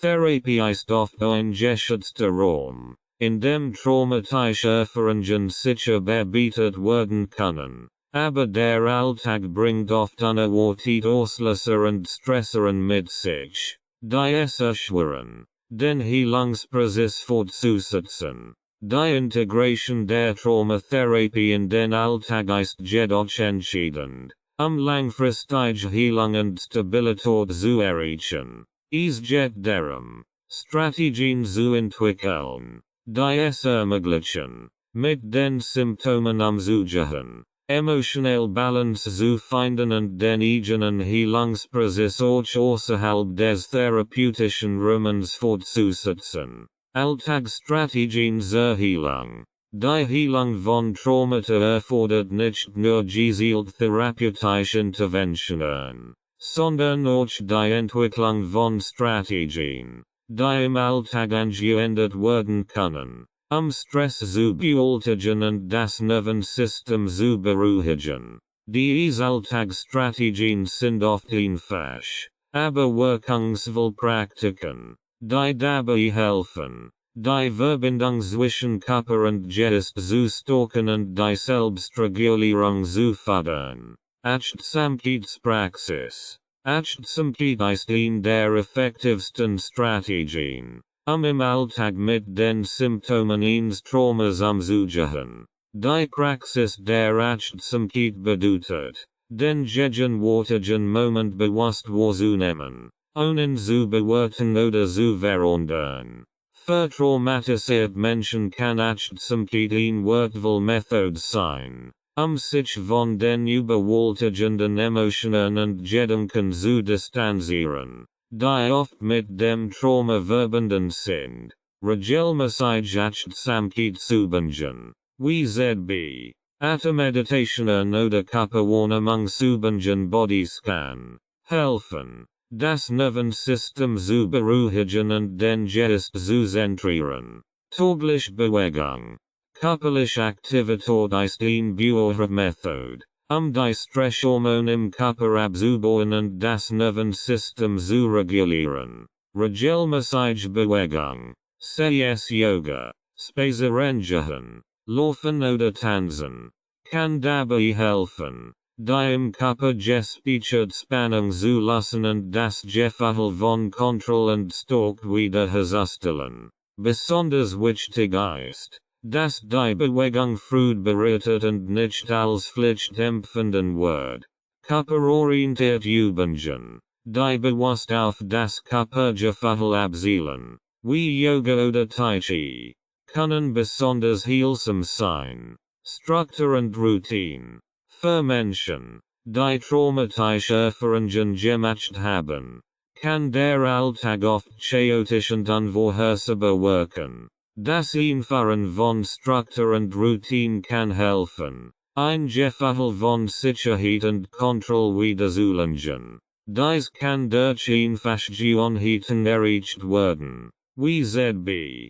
Zergleichen Zeit aufzustehen, regelmäßige Sensitäten einzuhalten oder täglich Ritual zu pflegen, die Stabilität bieten. Ein gut organisierter Struktur kann dazu beitragen, Die Angst vor dem Unbekannten zu reduzieren und dem Nervensystem eine Chance zur Entspannung zu geben. Atemtechniken zur Selbstregulierung. Atemtechniken sind einfaches, aber äußerst effektives Werkzeug, Stress und Übererregung zu reduzieren. Das Bewusstlenken der Atmung kann dabei helfen, das Nervensystem zu beruhigen und die Reaktionen des Körpers auf Stress zu regulieren. Eine beliebte Technik ist das 4-7-8 Atemmuster, bei dem man 4 Sekunden lang inatmet, 7 Sekunden lang den Atem anhält und dann 8 Sekunden lang ausatmet. Diese Methode kann helfen, in stressigen Momenten schnell zur Ruhe zu kommen. Selbstversorge-Ritual. Selbstversorge ist ein zentraler Bestandteil der Heilung von Traumata. Regelmäßig Ritual der Selbstversorge. Wie ZB. Ein warmes Bad. Das Lesen eines Buches. Das Hören beruhigender Musik oder das Pflegen eines Hobbys sind entscheidend, sich regelmäßig Zeit für sich selbst zu nehmen und das eigene Wohlbefinden zu fördern. Diese Ritual sollten bewusst eingeplant und gepflegt werden, sicherzustellen, dass sie im hektischen Alltag nicht verloren gehen. Grenzen setzen. Traumatisierte Menschen haben oft Schwierigkeiten, gessend Grenzen zu setzen, sei es in persönlichen Beziehungen, bei der Arbeit oder in sozialen Situationen. Es ist wichtig, zu lernen, Nein zu sagen und sich selbst zu erlauben, Raum und Zeiten für die eigene Heilung zu schaffen. Dies kann auch bedeuten, sich von Situationen oder Menschen fernzuhalten, die negativ oder stressige Reaktionen auslösen. Unterstützung im sozialen Umfeld. Für Menschen, die unter den Folgen eines Traumas leiden, spielt das soziale Umfeld eine entscheidende Rolle im Heilungsprozess. Die Unterstützung durch Familie, Freund, Kollegen und therapeutische Gemeinschaften kann den Unterschied zwischen Isolation und Genesung ausmachen. Ein starkes und vertrauensvolles soziales Umfeld bietet emotionelle Sicherheit, fördert die Verarbeitung von traumatischen Erfahrungen und hilft Betroffenen, neue Wege zu finden, in ihrem Alltag zu bestehen. Die richtige Unterstützung hilft traumatisierten Menschen nicht nur, sich weniger allein zu fühlen, sondern schafft auch Raum für Wachstum, Selbstakzeptanz und langfristige Heilung. Vertrauensvolle Beziehungen aufbauen. Ein zentrales Element der Unterstützung ist der Aufbau und die Pflege vertrauensvoller Beziehungen. Menschen, die traumatische Erfahrungen gemacht haben, kämpfen oft mit Bindungsproblemen, da das Trauma ihr Vertrauen ineinander erschüttert hat. Deshalb sind stabil, verlässliche Beziehungen für die Heilung von entscheidender Bedeutung. Diese Beziehungen bieten Sicherheit und emotionalen Rückhalt, der oft fehlt, wenn das Trauma den Betroffenen in einen Zustand von Angst und Isolation versetzt hat. Vertrauensvolle Beziehungen segnen sich durch Geduld, Verständnis und emotionell Präsenz aus. Freund, Familienmitglieder oder Partner müssen bereit sein, zuzuhören, zu drangen oder Erwartungen zu setzen. Es geht darum, einen geschützten Raum zu schaffen, in dem der traumatisierte Mensch sich öffnen kann, ohne Angst vor Verurteilung oder Missverständnissen zu haben. Für den Betroffenen bedeutet dies oft, dass sich trauen kann, schwach zu sein und Hilfe anzunehmen. Ein wichtiger Schritt auf dem Weg zur Heilung. Offene Kommunikation fördern. Offene und ehrliche Kommunikation ist ein wesentlicher Bestandteil der Unterstützung im sozialen Umfeld. Traumatisierte Menschen erleben oft intensiv emotionell Zustand und haben Schwierigkeiten, Ihe Jefferhel und Bedürfnis klar auszudrücken. Es ist wichtig, dass das Umfeld dies herausforderungen erkennt und ihn auf ihn Kommunikationskultur fördert. Angehörigend Freund sollten aktiv sein und ihre Bereitschaft signalisieren. Dazu sein, wenn der Betroffene reden möchte. Dies bedeutet auch, das Thema Trauma nicht zu vermeiden, sondern Raum für Gespräche zu schaffen, in denen sich der Betroffene sicher verhält. Seine Erfahrungen zu teilen. Gleichzeitig ist es wichtig, die Gefühle des Betroffenen zu respektieren und in nicht zu drängen, mehr Preis zu geben, als möchte. In der Kommunikation sollte auch die emotionelle Sprache gefördert werden. Betroffene, die ihre Emotionen benennen und ausdrücken können, lernen, dies besser zu verarbeiten. Es ist entscheidend, dass das Umfeld empathisch und einfühlsam reagiert, und die Erlebnis des Betroffenen zu relativieren oder zu bagatellisieren. Therapeuten, Selbsthilfegruppen und Gemeinschaften, neben familiärer und freundschaftlicher Unterstützung können therapeutische Gruppen und Selbsthilfegruppen eine zentrale Rolle im Heilungsprozess spielen. Diese Gruppen bieten den Betroffenen die Möglichkeit, sich mit anderen Menschen auszutauschen, die ordentliche Erfahrungen gemacht haben. Der Austausch innerhalb einer Gruppe kann besonders heilsam sein, weil er zeigt, dass man nicht allein ist. Gemeinsam mit anderen Traumatisierten zu sprechen und zu hören, stärkt das Gefühl von Zusammengehörigkeit und unterstützt die Verarbeitung der traumatischen Erlebnisse. Selbsthilfegruppen bieten ihnen geschützten Raum, in dem Teilnehmer ihre Geschichten erzählen und von den Bewältigungsstrategien anderer lernen können. Dies fördert oft das Gefühl von Selbstwirksamkeit, da man sich gegenseitig unterstützt und praktische Tipps austauscht.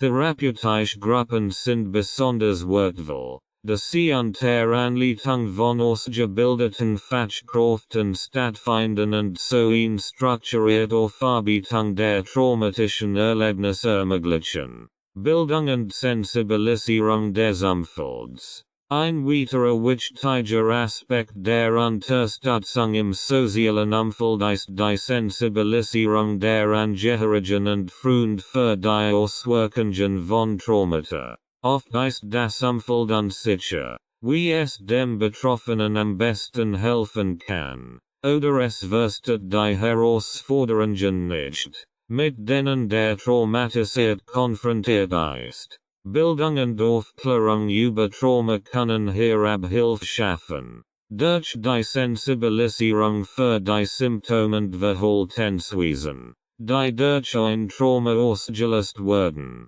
können Freunde und Familie besser auf die Bedürfnisse des Betroffenen eingehen.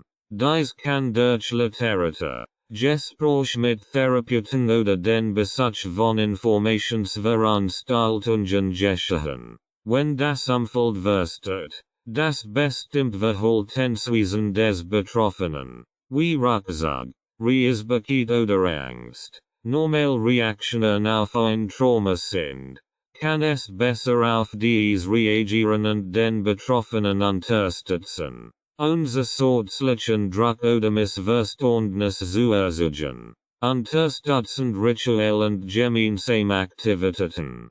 Ritual und gemeinsame Aktivitäten können eine wichtige Rolle spielen, Vertrauen und Sicherheit wieder aufzubauen. Regelmäßig, verbindlich gemeinsam Zeiten oder Aktivitäten wie gemeinsames Essen, Spaziergang, Yoga oder Kreativprojekt bieten dem Betroffenen die Möglichkeit, sich in einem stabilen und sicheren Rahmen zu bewegen. Dies Ritual schaffen Vorhersehbarkeit und Routine, was besonders wichtig für traumatisierte Menschen ist, die oft das Gefühl haben, dass ihre Welt chaotisch oder unvorhersehbar ist. Auch gemeinsam Kreativaktivitäten wie Malen, Musik oder Handarbeiten können dem Betroffenen helfen, sich auszudrücken und sich selbst in einem neuen Licht zu sehen.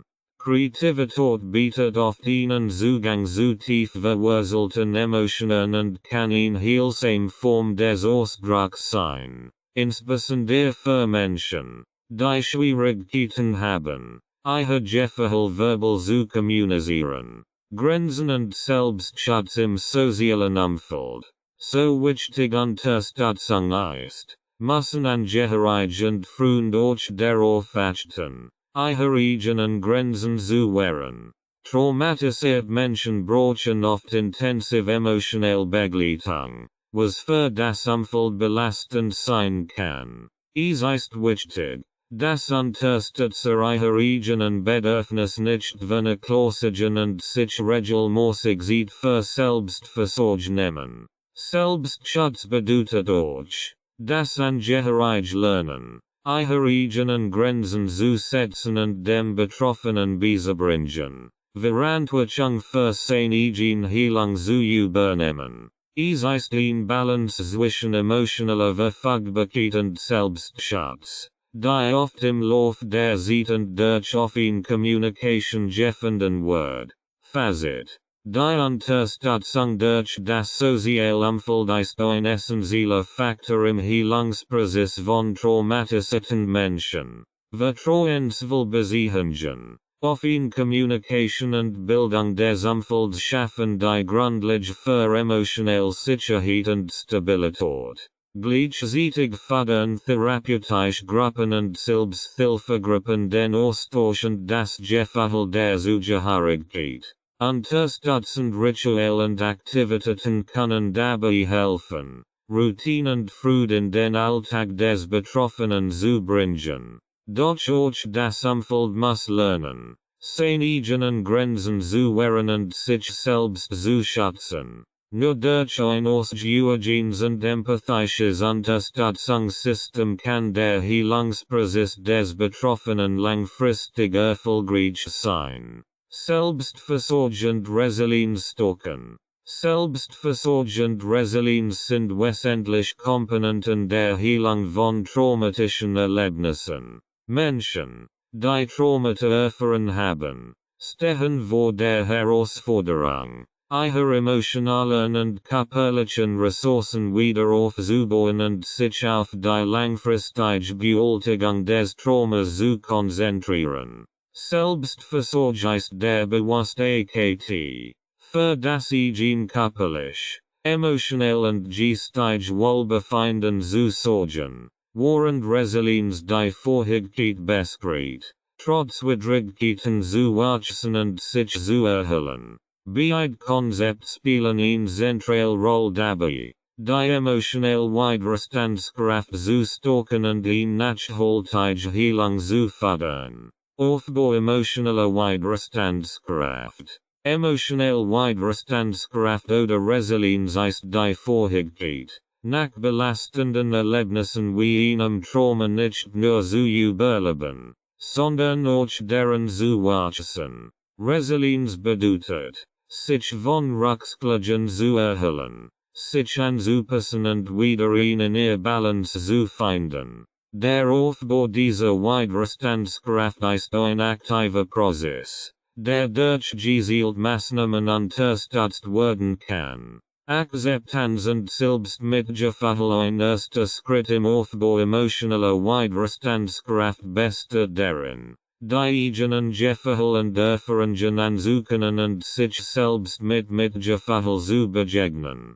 Traumatisierte Menschen neigen oft dazu, ihre Emotionen zu unterdrücken oder sich selbst für ihre Reaktionen auf das Trauma zu verurteilen. Ein wichtiger Aspekt der Resilienz ist jedoch, dies Gefühl zu akzeptieren, anstatt sie zu verdrängen. Selbstmitgefühl bedeutet, sich selbst die Gleichversorgung das Gleichverständnis entgegenzubringen, das man einem Freund oder einem geliebten Menschen zukommen lassen wird. Durch Selbstmitgefühl lernen betroffen, sich nicht für ihre Schwächen zu verurteilen, sondern sie als Teil des Heilungsprozesses anzunehmen. Sinnfindung und Zielsetzung ein weiterer zentraler Baustein der Resilienz ist die Fähigkeit, Sinn in den eigenen Erfahrungen zu finden und neue Ziele zu setzen.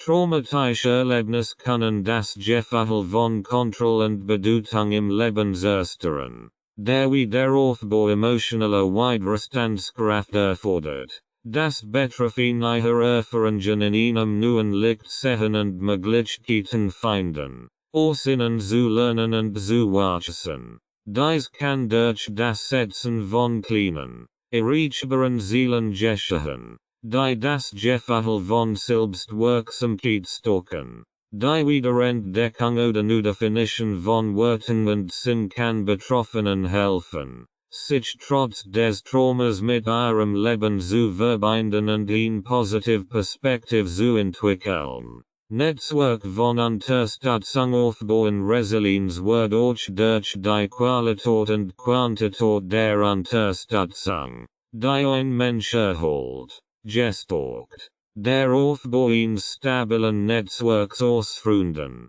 Familie, Therapeuten und Selbsthilfegruppen kann dazu beitragen, die emotionelle Widerstandskraft zu erhöhen. Dieses Unterstützungssystem bieten emotionell Rückendeckung und praktisch helfen dem Betroffenen, in schwierigen Zeiten nicht zu zerbrechen, sich auf andere zu verlassen und Hilfe anzunehmen, ist ein Zeichen von stark, nicht von schwach, und fördert das Vertrauen in sich menschliche Beziehungen. Achtsamkeit und Emotionsregulation. Der bewusste Umgang mit Emotionen durch Achtsamkeitstechniken hilft dabei, die emotionelle Widerstandskraft zu stärken. Achtsamkeit, wie bereits erwähnt, bedeutet, im gegenwärtigen Moment präsent zu sein, und zu urteilen oder zu analysieren. Diese Praxis ermöglicht es traumatisierten Menschen, Negativgedankenmuster zu durchbrechen und sich auf die unmittelbare Erfahrung zu konzentrieren. Durch die Förderung von Achtsamkeit lernen Betroffene, ihre Emotionen wahrzunehmen und zu regulieren, und von ihnen überwältigt zu werden. Emotionsregulationstechniken wie Atemübungen, Progressive Muskelentspannung oder Meditation sind wertvoll Werkzeuge, in Stabilität zu fördern. Körperliche Gesundheit und Bewegung. Körperliche Aktivität ist ebenfalls ein zentraler Aspekt des Resilienzaufbaus. Bewegung fördert nicht nur die körperliche Gesundheit, sondern hilft auch dabei, Stress abzubauen und das Nervensystem zu regulieren. Regelmäßige körperliche Aktivität wie Yoga, Tanzen, Laufen oder Schwimmen unterstützt die Resilienz, indem sie das Energieniveau steigert und das Wohlbefinden fördert. Sport kann auch das Selbstbewusstsein stärken und das Gefühl vermitteln, dass man Kontrolle über den eigenen Körper und seine Fähigkeiten hat. Selbstversorgerroutinen entwickeln. Selbstversorgerroutinen zu entwickeln ist ein entscheidender Schritt zur Förderung von Heilung und Wohlbefinden, insbesondere nach traumatischen Erfahrungen.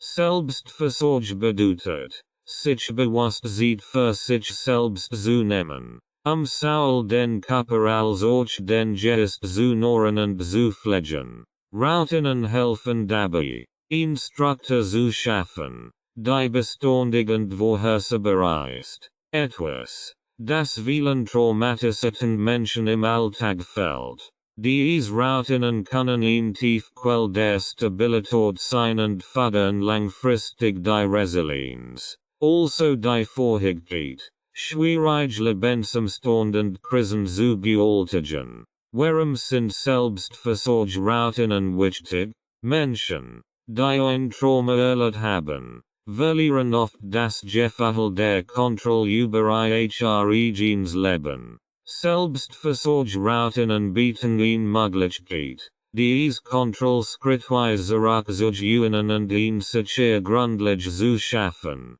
auf der man sich wieder entwickeln kann. Regelmäßig Selbstversorge hilft dabei, Stress abzubauen, den Körper zu beruhigen und den Geist zu klären. Außerdem stärkt sie das Selbstwertgefühl und fördert die Selbstakzeptanz, indem man sich selbst signalisiert, dass man es wert ist, gut behandelt zu werden. Selbstversorgerinnen haben sowohl kurzfristig als auch langfristig Vorteile.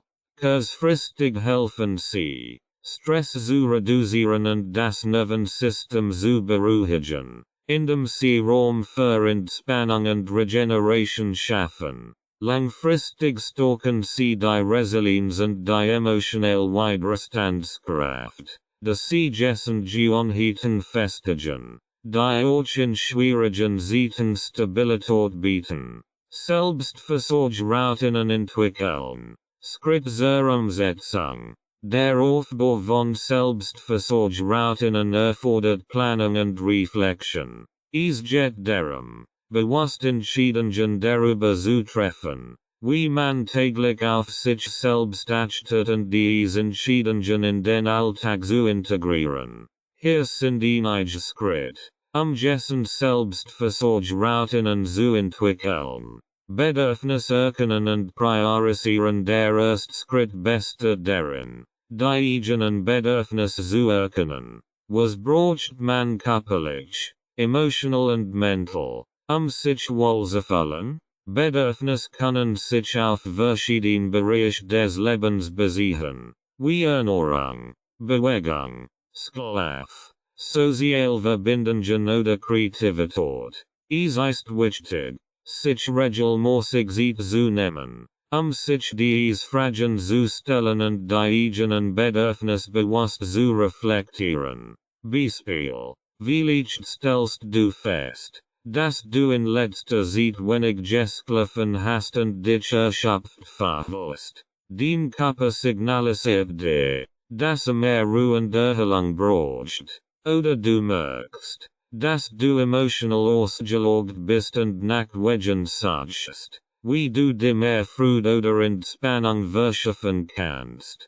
Clean. Manchmal setzen. Der nächste Schritt besteht darin, clean, erreichbar Ziel zu setzen. Selbstversorge muss nicht zeitaufwendig oder kompliziert sein. Oft sind es die kleinen, alltäglichen Handlungen, die den größten Unterschied machen. Beginn damit, einfach Ritual in deinen Alltag zu integrieren, die du realistisch umsetzen kannst, zusätzlichen Stress zu ersetzen.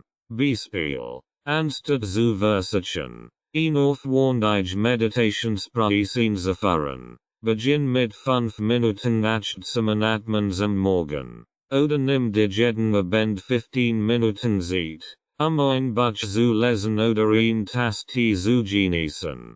Routinen in den Alltag integrieren. Selbstversorgerinnen werden am besten dann wirksam, wenn sie regelmäßig in den Alltag integriert werden. Dies kann durch das Schaffen von festen Zeiten und Ritualen geschehen, indem du Selbstversorge als Teil deines täglichen Zeitplans behandelst. Stellst du sicher, dass sie nicht durch an der Verpflichtungen verdrängt wird. Beispiel: Plan jeden Morgen nach dem Aufstehen 10 Minuten für ein Kurzdehnungsroutine ein oder nimm dir jeden Abend vor dem Schlafengehen Zeit für ein Reflexionsübung, in der du 3 Dinge aufschreibst, für die du dankbar bist. Vielfalt und Flexibilität in den Routinen während Routinestabilität bietet, ist es auch wichtig, flexibel zu bleiben und sich nicht unter Druck zu setzen,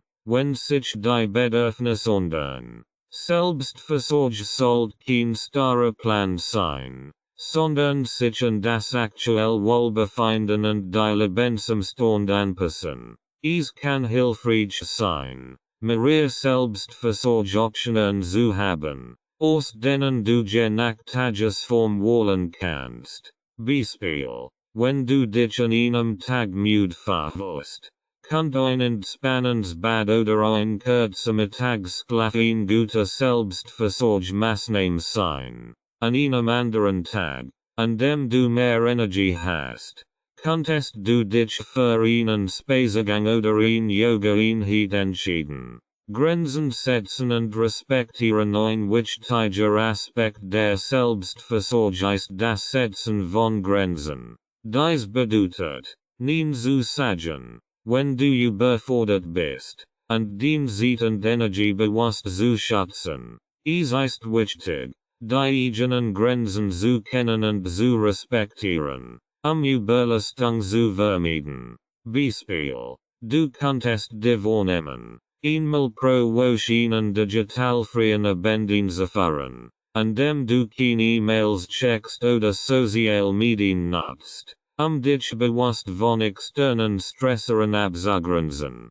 Selbstversorgung evaluieren und anpassen. Selbstversorgung ist ein dynamischer Prozess, der sich im Lauf der Zeit verändern kann. Es ist hilfreich, regelmäßig zu evaluieren, ob die Routinen noch sinnvoll sind oder angepasst werden müssen. Manchmal funktionieren bestimmt Ritual nicht mehr so gut wie zu Beginn, und es ist wichtig, neue zu finden, sich selbst zu kümmern. Beispiel, vielleicht hast du anfangs frühen täglichen Spaziergängen gefunden, aber merkst nun, dass du Abwechslung brauchst. In diesem Fall könntest du statt des Spaziergangs an der Bewegungspraxis wie Tanzen oder Schwimmen in den Routine einbauen. Beispiel für Selbstversorgungsroutinen. Selbstversorgung kann viel Formen annehmen, je nachdem, was dem Einzelnen gut tut. Hier sind einige Beispiele für Selbstversorgungsroutinen, die sich leicht in den Alltag integrieren lassen. Morgendlich Achtsamkeitsroutine. Start den Tag mit einer kurzen Meditation oder Atemübung, den Geist zu klären und dich auf den Tag vorzubereiten. Tägliche Bewegung, ob ein kurzer Spaziergang, ein Yoga-Sitzung oder ein Workout. Regelmäßige Bewegung ist wichtig, den Körper gessen zu halten und Stress abzubauen. Regelmäßiges Entsieten. Acht darauf, regelmäßig und ausgewogen Mahlzeiten zu dir zu nehmen. Plan bewusst Pausen ein, den Mahlzeiten in Ruhe zu genießen. Schlafhygiene, etablieren Abendroutine, die dir hilft, besser zu schlafen. Wie ZB, das Reduzieren von Bildschirmzeit vor dem Schlafengehen oder das Trinken eines beruhigenden Tees. Tägliches Dankbarkeitstagebuch. Nimm dir jeden Tag ein paar Minuten Zeit, drei Dinge aufzuschreiben, für die du dankbar bist. Dies hilft, den Fokus auf das Positive zu lenken. Digital Detox. Plan regelmäßig Pausen von digitalen Medien ein, dich auf dich selbst zu konzentrieren und mental Überlastung zu vermeiden. Selbstreflexion. Verbring regelmäßig Zeit mit Selbstreflexion. ZB. Durch Journaling oder Gespräch mit vertrauten Menschen, emotionell Herausforderungen zu bewältigen. Fazit. Selbstversorgungsroutinen zu entwickeln ist ein fortlaufender Prozess, der Geduld und Aufmerksamkeit erfordert. Die Schaffung von stabilen und flexiblen Selbstversorgungspraktiken kann jedoch eine immense Unterstützung sein, den Heilungsprozess nach einem Trauma zu fördern und die eigene Resilienz zu stärken, indem du dir täglich bewusst Zeit nimmst, dich dich selbst zu kümmern. Legst du den Grundstein für langfristiges emotionelles und körperliches Wohlbefinden. Übungen zur Heilung und Bewältigung. Achtsamkeit und Meditation sind kraftvolle Werkzeuge, die bei der Heilung und Bewältigung von traumatischen Erlebnissen helfen können. Beide Praktiken ermöglichen es dem Betroffenen, sich auf den gegenwärtigen Moment zu konzentrieren, statt in der Vergangenheit zu verweilen oder von der Angst vor der Zukunft überwältigt zu werden. Sie schaffen ihnen Raum, in dem Gedanken, Gefühl und körperliche Empfindungen wahrgenommen werden können, ohne zu urteilen oder sofort darauf zu reagieren. Dies kann besonders bei der Arbeit mit Traumata hilfreich sein, da dies oft intensive emotionelle und körperliche Reaktionen hervorrufen, die sich durch Achtsamkeit und Meditation besser regulieren lassen. Die Bedeutung von Achtsamkeit bei der Traumaheilung. Achtsamkeit bedeutet, sich bewusst und nicht wertend auf den gegenwärtigen Moment einzulassen. Sie fördert Haltung des Annehmens und der Bearbeitung, wodurch traumatisierte Menschen lernen, ihre Reaktionen auf Erinnerungen und Stresseren zu bemerken, ohne von ihnen überwältigt zu werden. Das Ziel ist es nicht, ein angenehm Gefühl zu vermeiden oder zu verdrängen, sondern sie mit Mitgefühl und Akzeptanz zu betrachten, was langfristig zu einer Entlastung führen kann. Für traumatisierte Menschen ist das Nervensystem oft in einem Zustand der Übererregung, Hyperarousal, oder Erstörung, Hyperarousal. Achtsamkeit kann dabei helfen, das Nervensystem zu regulieren, indem sie die Aufmerksamkeit auf den Atem, den Körper oder einfach sensorische Wahrnehmungen lenkt. Dies schafft Raum für Ruhe und Sicherheit, die oft im Zuge des Traumas verloren gehen. Achtsamkeit zubengen für die Heilung von Traumata. Achtsamkeit kann in vielen Formen praktiziert werden. Hier sind einige einfache Achtsamkeit zubengen, die dabei helfen können, mit traumatischen Erfahrungen umzugehen. Achtsames Atmen. Die Achtsamkeit auf den Atem zu lenken, ist der grundlegendsten Achtsamkeitspraktiken. Atemübungen sind besonders wirksam, das Nervensystem zu beruhigen und den Geist zu zentrieren. Einfache Übung ist es, sich für einige Minuten auf den eigenen Atem zu konzentrieren. Atem tief ein, spür, wie sich der Bauch hebt, und atmen langsam wieder aus. Bei jeder Ausatmung kannst du dir vorstellen, wie du Anspannung und Stress loslässt. Anleitung. Setz oder leg dich an einen ruhigen Ort. Schließ die Augen und konzentrier dich nur auf deinen Atem. Versuch, die Atmung und Ausatmung bewusst wahrzunehmen, ohne sie zu verändern. Wenn Gedanken auftauchen, lasse sie sanft ziehen und bring die Aufmerksamkeit wieder zum Atem zurück.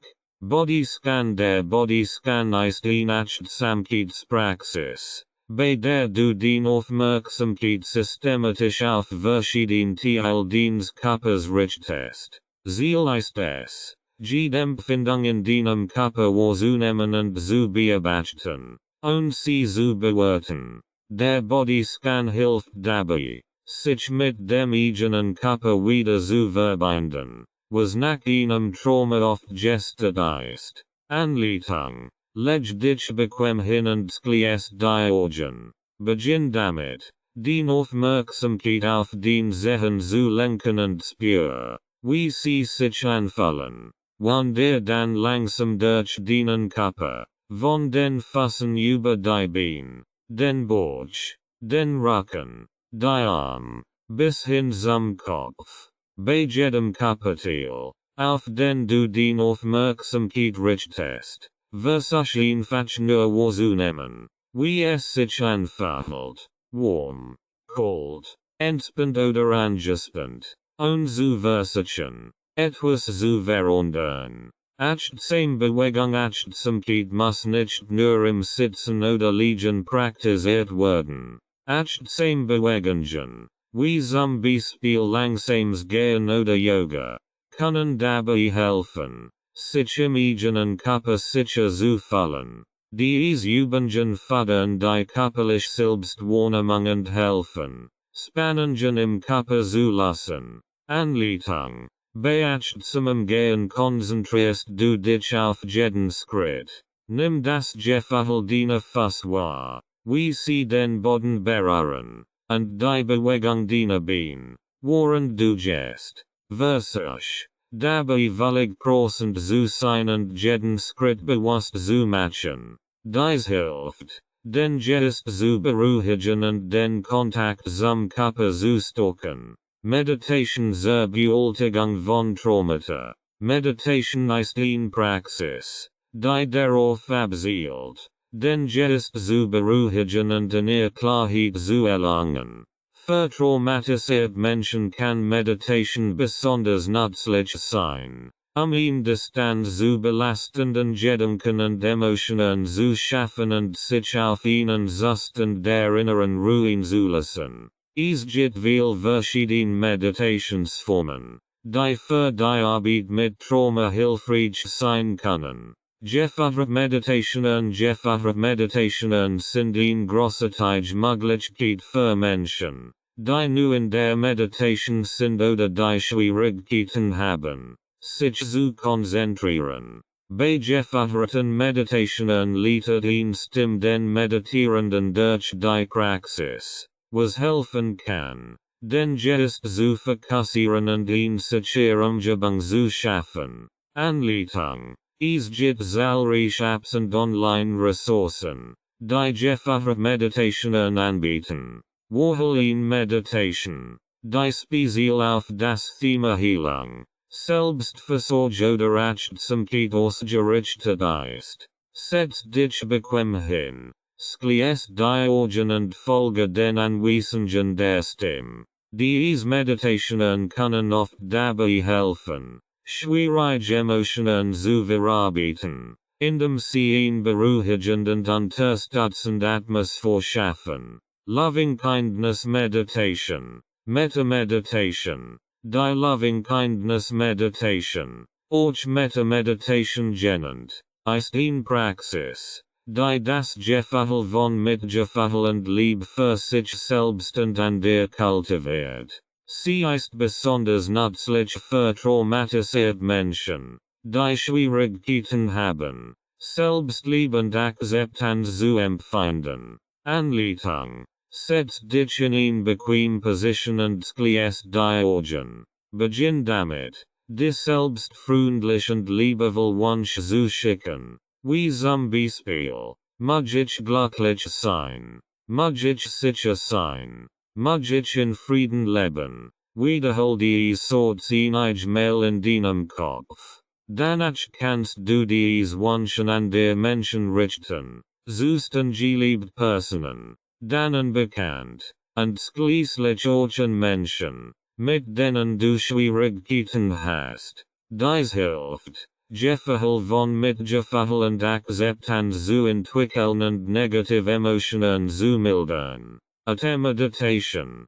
Pranayama. Meditation oder Pranayama Techniken aus der Yoga-Tradition zielen darauf ab, den Atem zu regulieren und dadurch den Geist zu beruhigen. Diese Techniken sind besonders hilfreich, die emotionelle und körperliche Anspannung zu reduzieren, die oft mit traumatischen Erinnerungen verbunden ist. Anleitung. Eine einfache Meditation besteht darin, den Atem zu zählen. Atem tief ein und zähl dabei bis 4. Hold den Atem für 4 Sekunden und Atem dann für 4 Sekunden aus. Diese Methode hilft, den Geist zu fokussieren und das Nervensystem zu beruhigen. Fazit. Achtsamkeit und Meditation sind wirkungsvolle Praktiken, die Betroffenen helfen können, sich von traumatischen Erlebnissen zu erholen und neue Wege zu finden, mit ihren Emotionen und Gedanken umzugehen. Indem sie regelmäßig in den Alltag integriert werden, können diese Techniken dazu beitragen, das Nervensystem zu beruhigen, Das emotionell Wohlbefinden zu verbessern und die Fürs der inneren Ruhe zu entwickeln. Achtsamkeit und Meditation bieten ihnen sicheren Raum, in dem sich Menschen mit ihren Erfahrungen auseinandersetzen und gleichzeitig mit Gefühl und Akzeptanz für sich selbst kultivieren können. Achtsamkeit und Meditation. Achtsamkeit und Meditation sind Methoden, die besonders hilfreich sein können, mit den Herausforderungen von Trauma umzugehen. Für traumatisierte Menschen bieten sie einen Weg, sich selbst zu stabilisieren, die eigene Wahrnehmung zu schaffen und den Heilungsprozess zu unterstützen. Diese Praktiken fördern den Kontakt mit dem gegenwärtigen Moment und helfen dabei, das Nervensystem zu beruhigen, was besonders wichtig ist. Da traumatisierte Menschen oft in einem Zustand der Übererregung oder Erstörung gefangen sind. Grundlegend der Achtsamkeit. Achtsamkeit ist das Bewusstlenken der Aufmerksamkeit auf den gegenwärtigen Moment, ohne zu bewerten oder zu verändern. Diese Praxis, die in der buddhistischen Tradition verwurzelt ist, hat sich in der modernen Psychologie und Traumatherapie als äußerst effektiv erwiesen. Achtsamkeit hilft dabei, Gedanken, Gefühle und körperliche Empfindungen zu beobachten, von innen überwältigt zu werden. Dies ist besonders hilfreich für Menschen, die unter den Nachwirkungen eines Traumas leiden, da sie oft intensiv emotionell und körperlich Reaktionen erleben. Die Praxis der Achtsamkeit besteht darin, ihnen nicht reaktiven Bewusstseinszustand zu kultivieren, indem man die eigenen Erfahrungen einfach wahrnimmt, ohne sie zu analysieren oder zu bewerten. Achtsamkeit schafft Raum zwischen der Wahrnehmung und der Reaktion auf diese Wahrnehmung. Dieser Raum kann traumatisierten Menschen helfen, sich sicherer in ihrem Körper zu fühlen und einen besseren Umgang mit stressigen oder belastenden Erinnerungen zu finden. Die Grundprinzipien der Achtsamkeit. Gegenwärtigkeit. Der Fokus liegt auf dem Hier und Jetzt. Achtsamkeit ermutigt dazu, den aktuellen Moment vollständig zu erleben und nicht in Erinnerungen und die Vergangenheit oder in Sorgen über die Zukunft abzudriften. Nicht bewerten. Ein zentraler Aspekt der Achtsamkeit ist die Praxis des Nichtwertenden Beobachtens. Das bedeutet, dass all Gedanken und Gefühle unerteil wahrgenommen werden. Statt sich in Negativgedankenmuster zu verstricken, lernt man, sie zu beobachten und vorbeisehen zu lassen. Akzeptanz. Achtsamkeit fördert die Akzeptanz dessen, was im Moment da ist, sei es angenehm oder unangenehm. Diese Akzeptanz bedeutet nicht Resignation, sondern das Annehmen der gegenwärtigen Erfahrung als Schritt zur Veränderung. Mitgefühl, insbesondere Selbstmitgefühl, ist ein wichtiger Bestandteil der Achtsamkeit. Es ermutigt dazu, sich selbst gegenüber freundlich und geduldig zu sein, besonders in schwierigen Momenten. Vorteil der Achtsamkeit für Traumapatienten. Beruhigung des Nervensystems. Achtsamkeit hilft dabei, das autonome Nervensystem zu beruhigen, was besonders für Menschen, die in einem ständigen Zustand der Hypervigilanz, erhöht Wachsamkeit, oder Dissociation leben, wichtig ist. Verbesserung der emotionalen Selbstregulation. Achtsamkeit schult die Fähigkeit, Emotionen zu beobachten, von innen überwältigt zu werden. Dies unterstützt die emotionelle Selbstregulation und hilft dabei, mit intensiven Gefühlen besser umzugehen. Erhöhung der Körperwahrnehmung. Traumatisiert Menschen verlieren oft das Gefühl für ihren Körper oder empfinden ihn als unsicher. Achtsamkeit stärkt die Verbindung zum Körper, was die Heilung fördert und das Gefühl von Sicherheit wiederherstellt. Meditationstechniken für Traumapatienten. Meditation ist eine weitere kraftvolle Technik, die Menschen helfen kann, ihre traumatischen Erlebnisse zu bewältigen. Meditation fördert die Konzentration und Achtsamkeit und schafft ihnen Raum, in dem traumatische Erinnerungen und Gedanken auf sichere Weise bearbeitet werden können. Es gibt ein Vielzahl von Meditationstechniken, die speziell für Traumapatienten angepasst werden können. Atemmeditation. Die Atemmeditation ist eine einfache, aber wirkungsvolle Technik, den Geist zu beruhigen und das Nervensystem zu stabilisieren.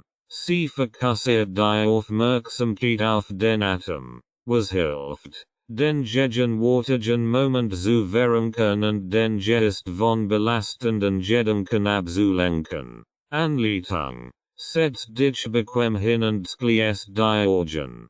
Lenk die Aufmerksamkeit auf deinen Atem. Nimm wahr, wie der Atem in deinen Körper strömt und ihn wieder verlässt. Zohel bei jeder Einatmung bis wir.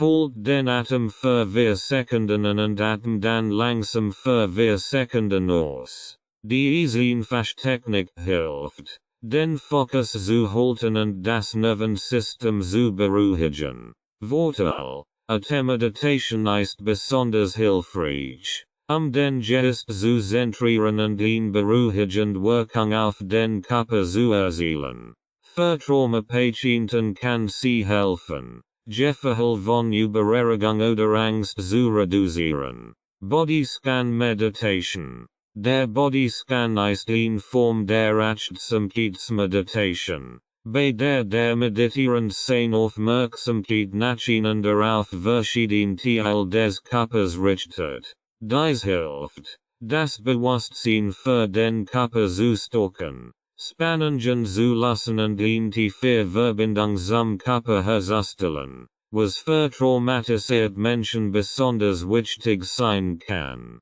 Anleitung. Leg dich bequem hin und schließ die Augen. Beginn damit, die Aufmerksamkeit auf den Sehen zu lenken und spür, wie sie sich anfühlen. Wander dann langsam durch deinen Körper, von den Füßen über die Beine, den Bauch, den Rücken, die Arme, bis hin zum Kopf. Bei jedem Körperteil, auf den du die Aufmerksamkeit richtest, nimm die Empfindungen einfach nur wahr, ohne zu versuchen, sie zu verändern. Vorteil: der Bodyscan hilft traumatisierten Menschen, sich wieder sicherer in ihrem Körper zu fühlen.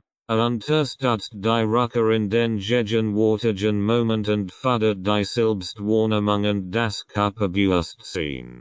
Geförderte Meditationen. Geförderte Meditationen sind besonders hilfreich für Menschen, die Schwierigkeiten haben, sich allein zu konzentrieren oder sich sicher zu fühlen. Bei geförderten Meditationen leitet eine Stimme den Meditierenden durch die Praxis, was beruhigend und unterstützend wirkt. Anleitung. Wähle eine geförderte Meditation aus einer App oder einem Online-Ressource aus, die auf Heilung, Selbstversorgung oder Achtsamkeit abzielt. Folge den Anweisungen und lass dich von der Stimme durch die Meditation führen. Dies kann besonders beruhigend sein und ein Gefühl von Sicherheit vermitteln. Vorteil: geförderte Meditationen helfen, den Geist zu beruhigen und emotionelle Stabilität zu fördern. Sie bieten Instruktor und Führung, die für Traumapatienten von Vorteil sein kann, insbesondere wenn sie Schwierigkeiten haben, in Still zu meditieren. Loving Kindness Meditation. Metta Meditation. Die Loving Kindness Meditation, Metta Meditation, ist eine Praxis, die darauf abzielt, mitgefahrend Freundlichkeit für sich selbst und andere zu kultivieren. Sie ist besonders nützlich für Menschen, die Schwierigkeiten haben, sich selbst gegenüber freundlich zu sein, was bei Traumapatienten häufig vorkommt. Anleitung: Setz dich in eine bequeme Position und schließ die Augen. Beginn damit, dich selbst liebevoll Wunsch zu schicken. Wie zum Beispiel, mag ich glücklich sein, mag ich sicher sein, mag ich in Frieden leben. Wiederhol dies Sorts in deinem Kopf. Danach send dies Wünschen geliebt Personen, bekannt und sogeren Menschen, mit denen du Schwierigkeiten hast. Dies hilft, Gefühl von Mitgefühl und Selbstakzeptanz zu fördern. Vorteil: Dies Meditation fördert Selbstmitgefühl und kann helfen, Negativgedanken Muster zu durchbrechen. Sie ist besonders heilend für Menschen, die nach einem Trauma mit Schuld oder Schamgefühlen kämpfen. Fazit: Achtsamkeit und Meditation sind kraftvolle Werkzeuge, die Traumapatienten dabei unterstützen können, ihre emotionelle und körperliche Heilung voranzutreiben. Die grundlegenden Prinzipien der Achtsamkeit, Gegenwärtigkeit, nicht bewerten, Akzeptanz und Mitgefühl, helfen dabei, den Geist zu beruhigen und den Kontakt mit dem eigenen Körper wiederherzustellen.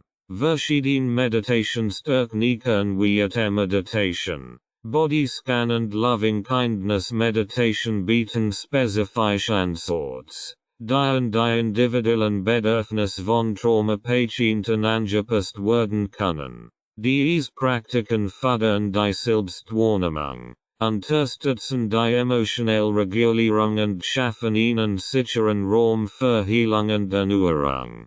Körperliche Übungen zur Traumaheilung.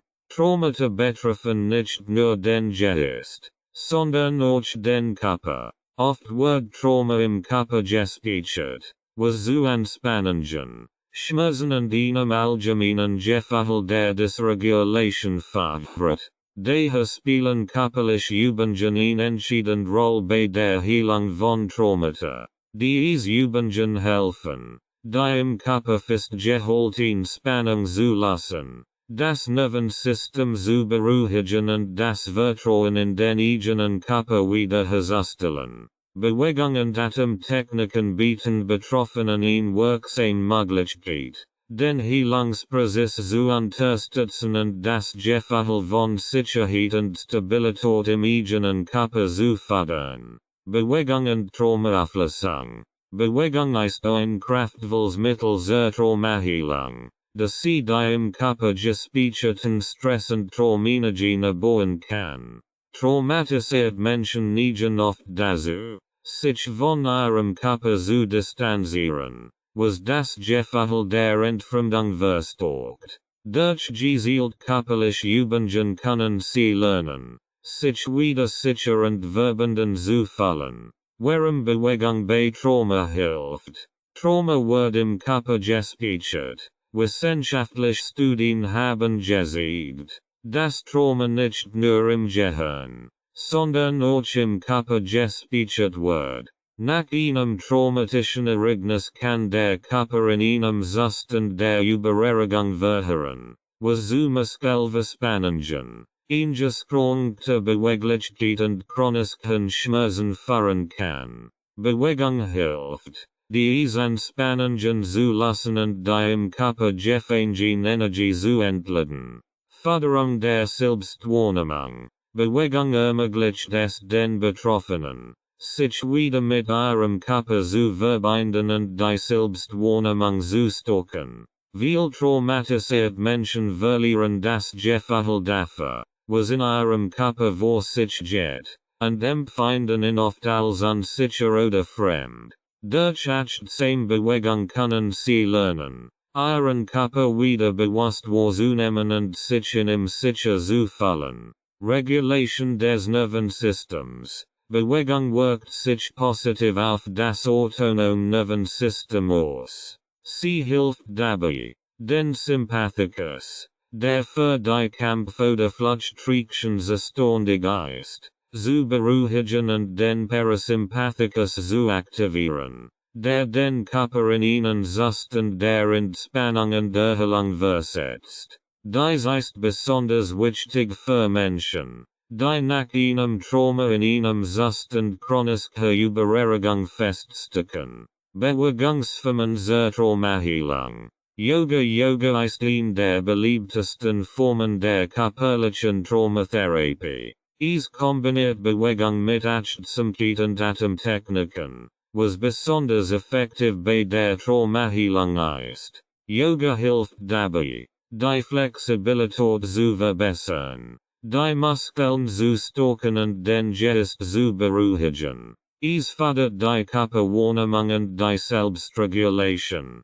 indem es den Betroffenen ermöglicht, sich wieder sicher im eigenen Körper zu fühlen. Trauma-sensitives Yoga, speziell entwickeltes Trauma-Yoga konzentriert sich darauf, eine sichere Umgebung zu schaffen und den Teilnehmern die Möglichkeit zu geben, selbst zu entscheiden, welche Bewegungen für sie angenehm sind. Es vermeidet intensiv oder herausfordernd Pausen und legt den Fokus auf langsam, kontrolliert Bewegungen, die das Nervensystem beruhigen. Tanzen ist eine expressive Form der Bewegung, die eine natürliche Art der Selbstregulation und des Ausdrucks bietet. Durch den freien, spontanen Ausdruck von Bewegung können Betroffene die im Körper gespeicherte Energie freisetzen. Tanz fördert das Körperbewusstsein, den Selbstausdruck und kann helfen, Gefühle der Freude und Freiheit wiederzuerlangen. Freier Tanz. Betroffene werden ermutigt, sich zur Musik frei zu bewegen, und sich auf vorgegebene Schritt oder Bewegungsmuster zu konzentrieren. Der Freetanz gibt den Betroffenen die Kontrolle über ihre Bewegungen und hilft, das Körpergefühl zu stärken. Qigong und Tai Chi sind traditionell chinesische Bewegungstechniken, die sanft, fließend Bewegungen mit Achtsamkeit und Atmung verbinden.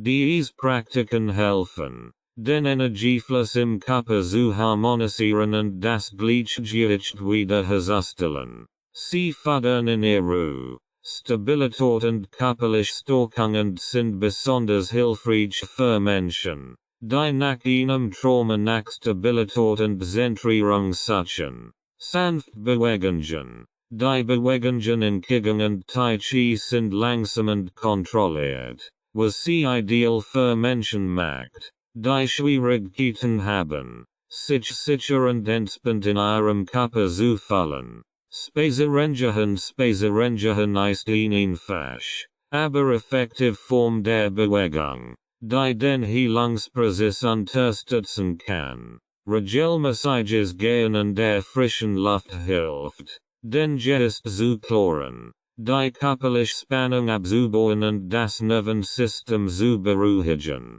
Zudem fördert es das Gefühl von Erdung und Verbindung zur Umwelt. Achtsames Gehen. Beim achtsamen Gehen wird jeder Schritt bewusst wahrgenommen. Der Fokus liegt darauf, die Füße zu spüren, wie sie den Boden berühren, und die Umgebung aufmerksam wahrzunehmen, ohne Blinken oder Eil. Atemtechniken zur Beruhigung.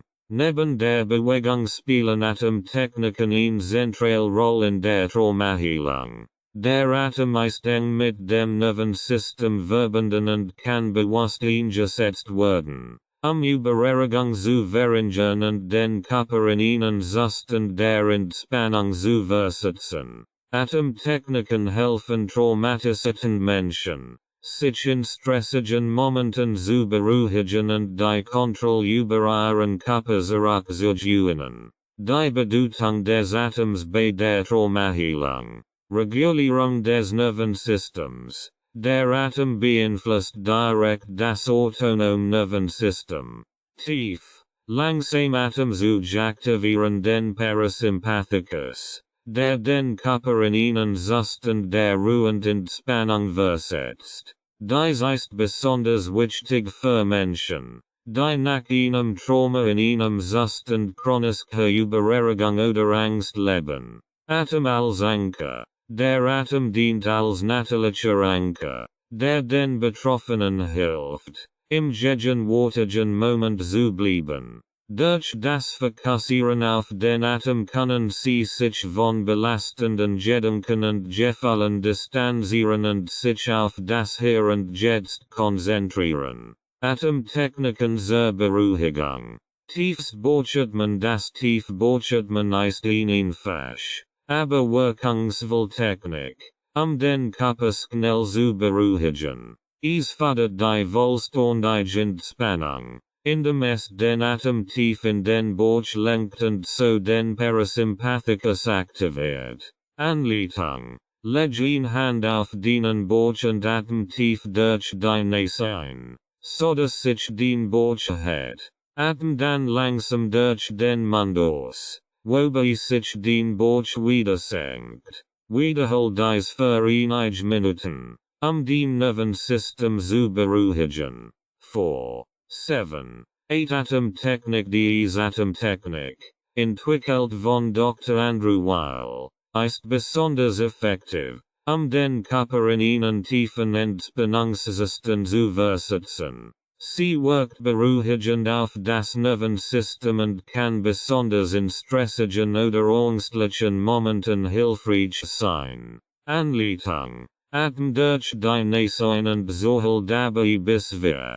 Hold den Atem und besohel bis 7. Atem dann durch den Mund aus und besohel dabei bis 8. Wiederhol diesen Zyklus 4 bis 8 Mal. Diese Technik hilft, den Atem zu regulieren und die Herzfrequenz zu senken. Wechselatmung. Nadi Shodhana. Diese Technik stammt aus dem Yoga und hilft, den Energiefluss im Körper auszugleichen und das Nervensystem zu beruhigen. Sie wird oft verwendet, den Geist zu klären und Stress abzubauen. Anleitung. Schließt das rechte Nasenloch mit dem Daumen und Atem durch das linke Nasenloch ein. Schließt dann das linke Nasenloch mit dem Ringfinger und Atem durch das rechte Nasenloch aus. Wiederhol dies für mehrere Zyklen, Entspannung zu fördern und den Geist zu zentrieren.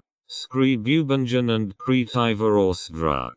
Skribübungen und kreativer Ausdruck sind kraftvolle Mittel zur Heilung von Trauma. Sie bieten traumatisierten Menschen die Möglichkeit, ihre tiefsten Gefühle, Gedanken und Erlebnisse auf eine sichere, strukturierte Weise zu verarbeiten. Kreativität ermöglicht es, Zugang zu den Teilen des Selbst zu finden, die durch das Trauma unterdrückt oder abgespalten werden, und bietet gleichzeitig einen geschützten Raum für Selbstausdruck und Verarbeitung.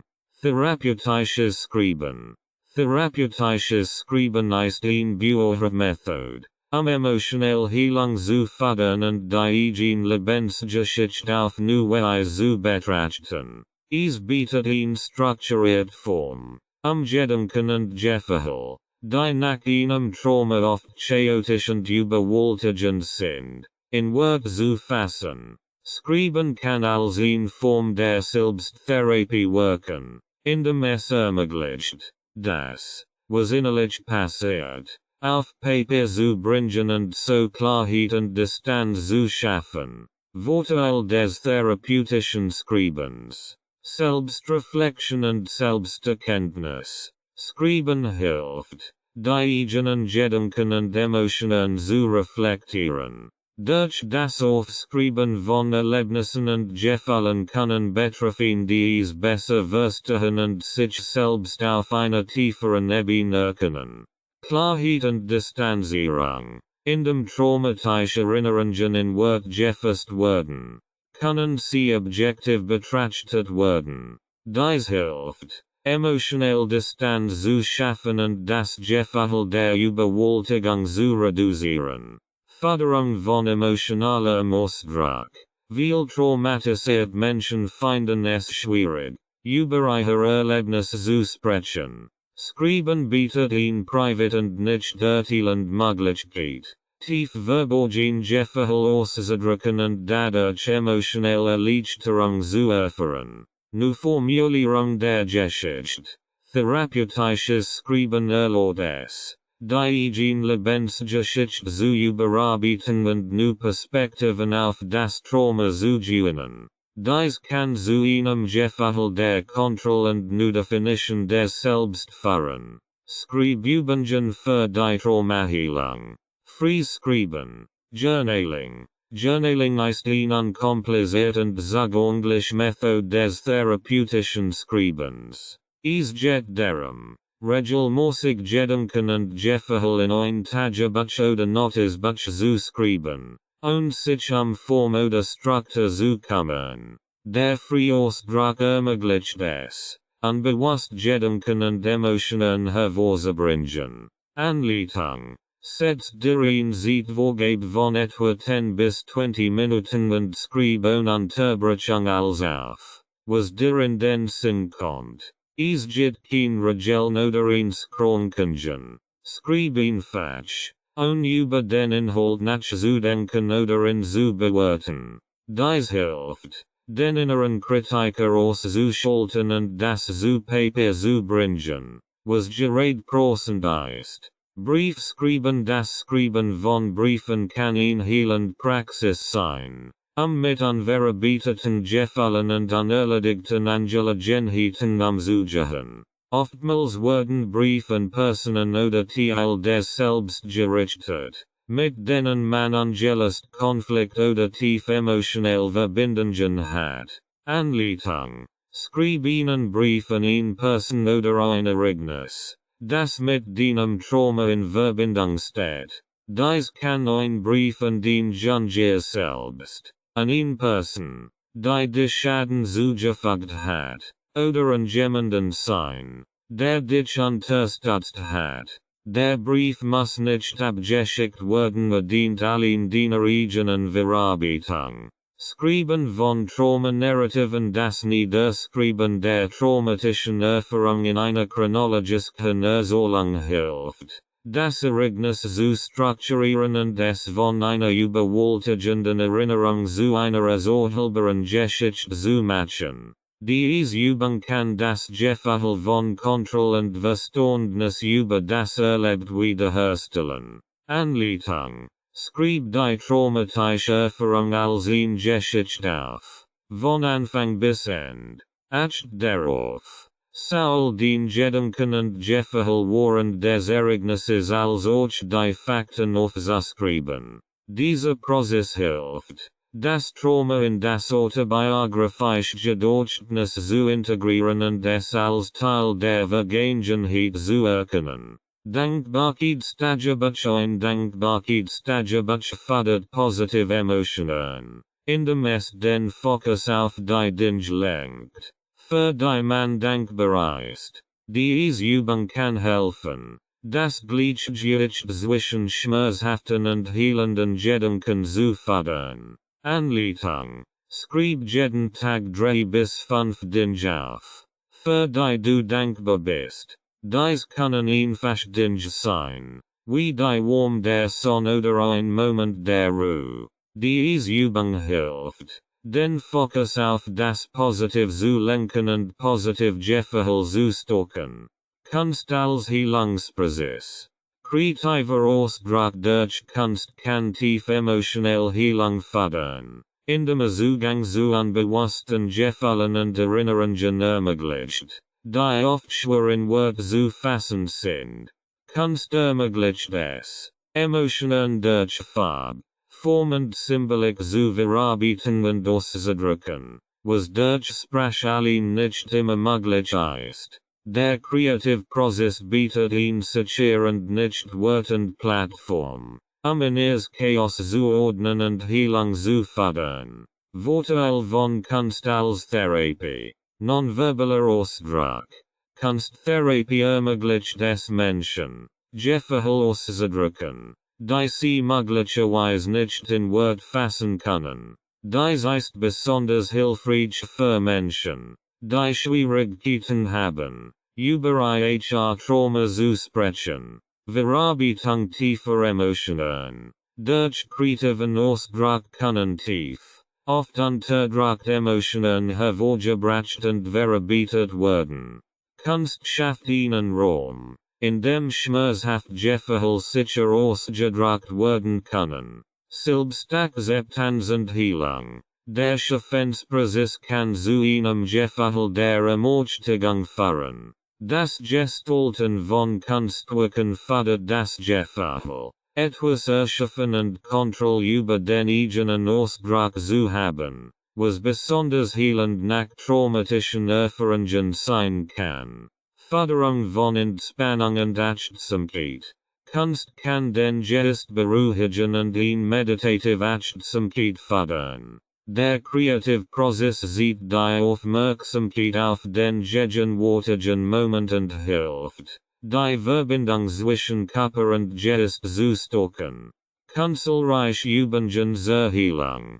Frisiegnen und Malen. Frisiegnen oder Malen bietet die Möglichkeit, Emotionen ins Kranken oder Vorgaben auszudrücken. Diese Übung erlaubt es dem Unterbewusstsein, auf natürliche Weise durch Farben und Formen zu kommunizieren. Anleitung. Nimm Papier und Farben, Buntstift, Wasserfarben oder Kreiden und beginn, spontan zu zeichnen oder zu malen. Es gibt kein Vorgaben, lasse die Hand frei über das Papier wandern und beobacht, welche Formen und Farben entstehen. Achte darauf, wie du dich während des Prozesses verhältst und welche Emotionen dabei hochkommen. Collage zur Selbstdarstellung. In Collage kann dabei helfen, unterschiedliche Aspekte des Selbst oder der traumatischen Erfahrung zu visualisieren. Diese Technik ermöglicht es, Bilder und Symbole auszuwählen, die repräsentativ für das in ihr Erleben sind. Anleitung. Schneid Bilder und Wörter aus Schriften aus, die zu den aktuellen Gefallen oder Gedanken passen.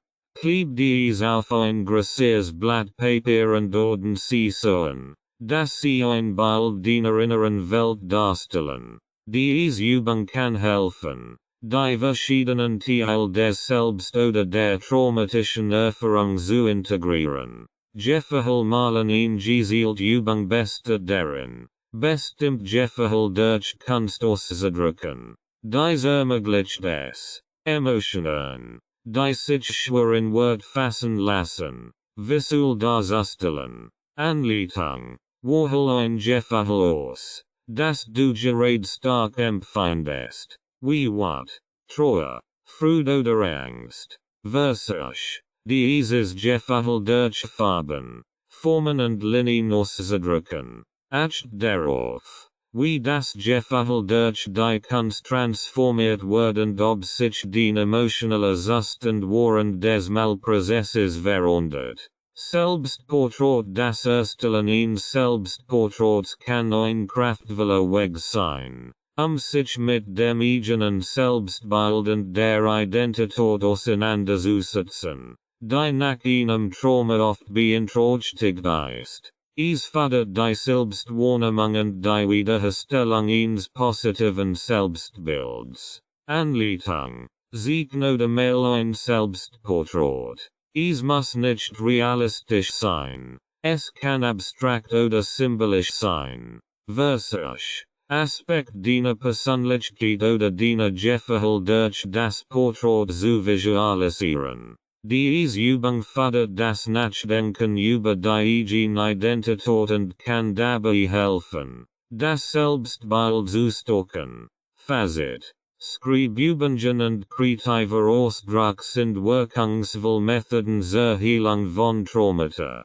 Das Schreiben hilft, die innere Welt zu ordnen und komplex Jefferhel zu verarbeiten, während Kunst eine nonverbale Ausdrucksmöglichkeit bietet. die Zugang zu tiefen emotionalen Ebenenschaft, Beide-Methoden fördern die Selbstreflexion, den emotionalen Ausdruck und die Selbstakzeptanz und bieten traumatisierten Menschen sicher Weg, sich mit ihren Erlebnissen auseinanderzusetzen und den Heilungsprozess zu unterstützen. Der Weg zur inneren Ruhe. Der Weg zur inneren Ruhe ist ein zentraler Aspekt der Heilung und des Wohlbefindens, insbesondere für Menschen, die unter den Auswirkungen von Trauma oder chronischem Stress leiden. In ihr Ruhe bedeutet nicht nur die Abwesenheit von Stress, sondern ihnen Zustand tiefer Entspannung, Gelassenheit und Ausgeglichenheit. Die zu erreichen kann eine Herausforderung sein, besonders für Menschen, die traumatische Erlebnis durchlebt haben und oft in einem Zustand erhöhter Wachsamkeit und Entspannung leben. Der Weg zur inneren Ruhe erfordert das bewusste Üben von Entspannungstechniken und die Pflege von Ritualen, die Frieden und Gelassenheit fördern. Stressreduktion durch Entspannungstechniken. Entspannungstechniken sind wirkungsvoll Werkzeuge, Stress abzubauen und das Nervensystem zu beruhigen. Sie helfen dabei, den Körper aus einem Zustand chronischer Anspannung zu befreien und wieder in Balance zu bringen. Die regelmäßige Anwendung solcher Techniken fördert nicht nur kurzfristige Entspannung, sondern kann auch langfristig die Fähigkeit verbessern, mit Stress umzugehen und Ruhe zu finden. Warum Entspannungstechniken bei Stress und Trauma helfen. Stress und Trauma setzen den Körper in einen Alarmzustand, in dem das Nervensystem ständig aktiviert bleibt. Dies kann zu körperlichen und psychischen Symptomen führen, wie Muskelverspannungen, Schlafstörungen, Reizbarkeit oder Angstzustanden. Entspannungstechniken wirken dem entgegen, indem sie den Parasympathikus aktivieren, den Teil des autonomen Nervensystems, der für Ruhe und Regeneration zuständig ist. Wenn der Parasympathikus aktiviert wird, verlangsamt sich der Herzschlag, die Atmung wird ruhiger, und der Körper kann sich erholen. Wirksame Entspannungstechniken. Progressive Muskelentspannung. PME. Die Progressive Muskelentspannung ist eine Technik, bei der nacheinander verschiedene Muskelgruppen angespannt und anschließend wieder entspannt werden. Diese Methode fördert das Körperbewusstsein und hilft, körperliche Anspannung abzubauen. Anleitung. Setz oder leg dich bequem hin. Beginn damit. Ein Muskelgruppe. ZB. Die Hand. Für 5 bis 10 Sekunden anspannen und dann die Spannung langsam zulassen. G durch den gesamten Körper, von den Füßen bis zum Kopf. Acht darauf, wie sich den Körper während und nach der Übung anfühlt. Diese Technik kann helfen, Spannung zu erkennen und loszulassen. Autogenes Training ist eine Entspannungsmethode, die auf Selbstsuggestion basiert. Durch das Wiederholen von bestimmten Sätzen, die Entspannung und Ruhe fördern, kann der Körper in einen Zustand tiefer Entspannung gebracht werden. Anleitung. Leg dich in eine bequeme Position und schließ die Augen. Wiederhol innerlich Sorts wie mein rechter Arm ist schwer und warm, mein Atem ist ruhig und gleichmäßig.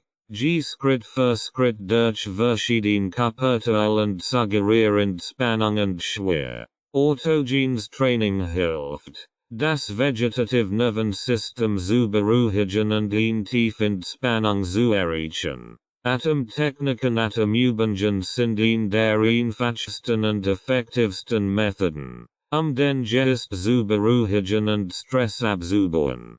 Tief, bewusst Atmung aktiviert den Parasympathikus und fördert eine körperliche und mentale Entspannung. Anleitung. Üb die 4, 7, 8 Atomtechnik. Atom wir Sekunden lang tief ein.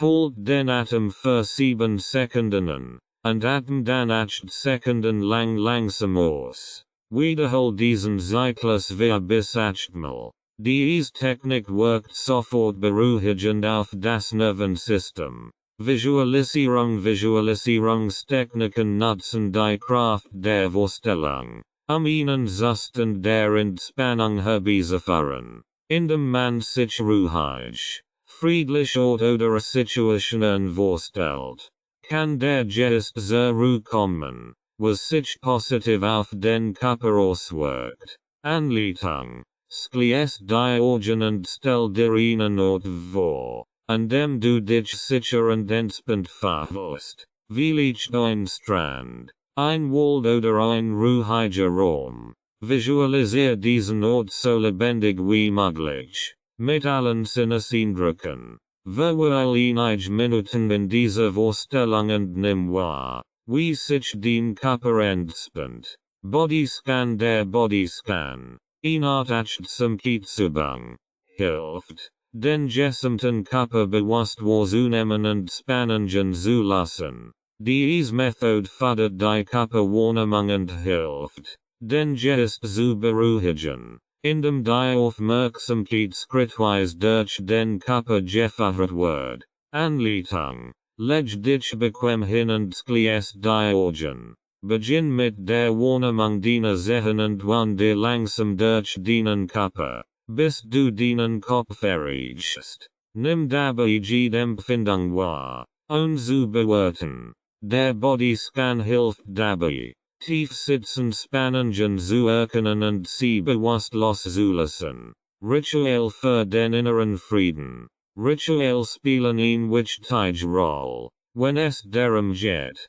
inneren Frieden und Stabilität zu fördern. Rituals sind bewusst Handlungen, die regelmäßig wiederholt werden und das Gefühl von Sicherheit und Kontrolle stärken. Sie schaffen Struktur im Alltag und dienen als Anker, besonders in Zeiten von Unsicherheit oder emotionaler Belastung. Ritual können einfach oder komplex sein, aber ihre Wirkung liegt in der Regelmäßigkeit und der Absicht, die hinter ihnen steht. Die Bedeutung von Ritualen für den inneren Frieden.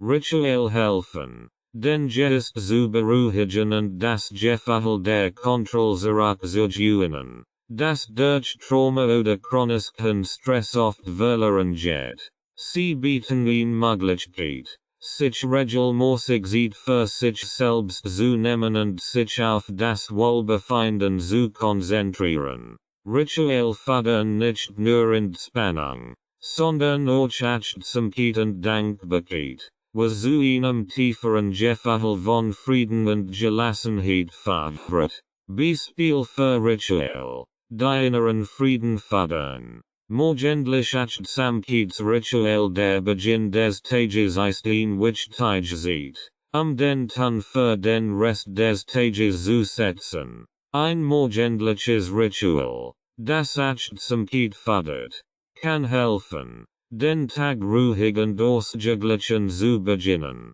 Anleitung. Beginn deinen Tag mit einer 5-minütigen Atemübung oder einer kurzen Meditation. Setz dich nach dem Aufwachen hin, schließ die Augen und atme bewusst ein und aus. Achte darauf, wie sich dein Körper anfühlt und nimm die Zeit, den neuen Tag in Ruhe zu begrüßen. Diese Praxis kann helfen, den Tag mit Klarheit und Ruhe zu starten. Abendritual zur Entspannung. Ein Abendritual bietet eine Gelegenheit, den Tag bewusst abzuschließen und den Übergang in den Schlaf zu erleichtern. Diese Ritual sollten darauf abzielen, den Geist zu beruhigen und den Körper zu entspannen. Anleitung. Fahre ein festes Abendritual ein. ZB. Das Trinken einer beruhigenden Tasse Tee. Das Lesen eines inspirierenden Buches oder das Aufschreiben von Gedanken in ein Tagebuch.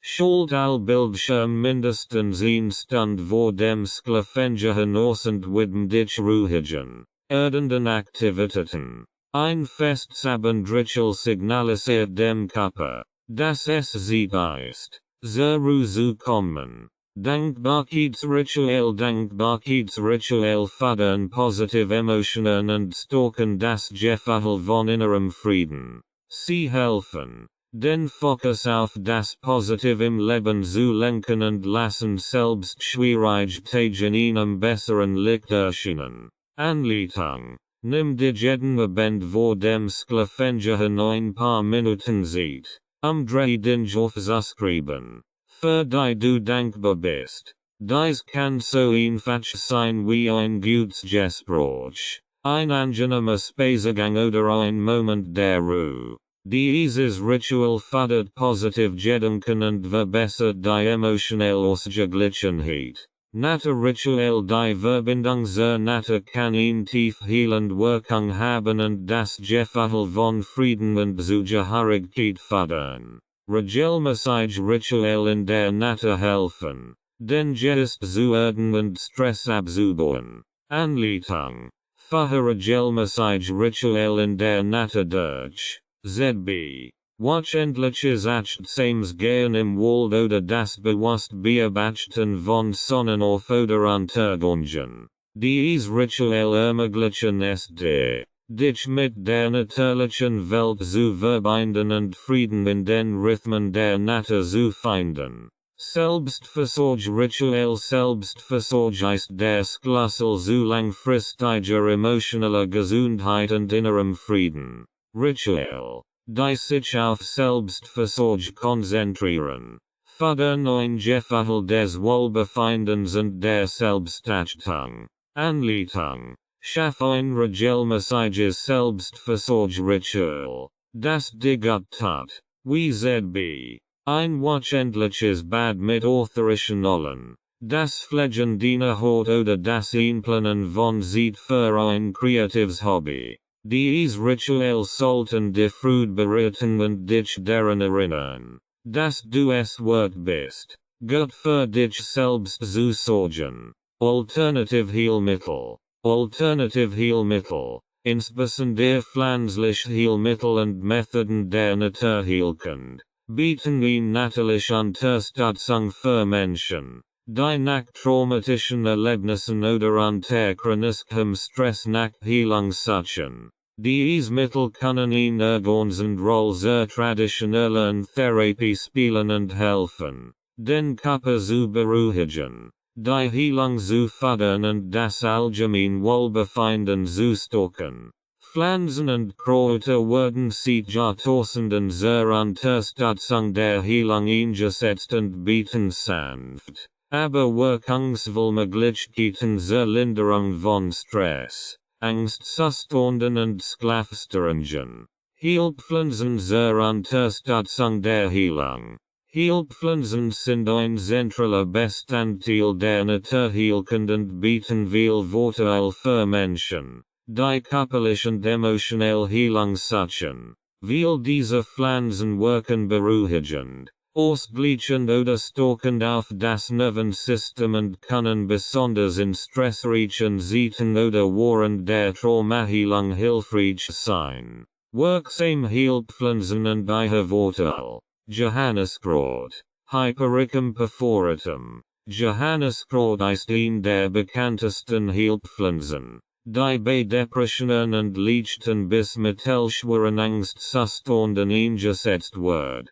Es wirkt stimmungsaufhellend und kann helfen, Negativgedankenmuster zu durchbrechen. Darüber hinaus hat es beruhigende Eigenschaften und kann das allgemein Wohlbefinden fördern. Anwendung. Johanniskraut wird häufig in Form von Tee, Kapseln oder als Öl verwendet. Es ist wichtig, bei der Einnahme von Johanniskraut auf Wechselwirkungen mit anderen Medikamenten zu achten, insbesondere bei Antidepressiva oder hormonellen Verhütungsmitteln. Baldrian. Valeriana officinalis. Baldrian ist bekannt für seine beruhigenden Eigenschaften und wird häufig zur Behandlung von Schlaflosigkeit, Nervosität und Unruhe eingesetzt. Es hat ihn mild sedierend Wirkung und hilft, das Nervensystem zu beruhigen, und stark Nebenwirkungen zu verursachen.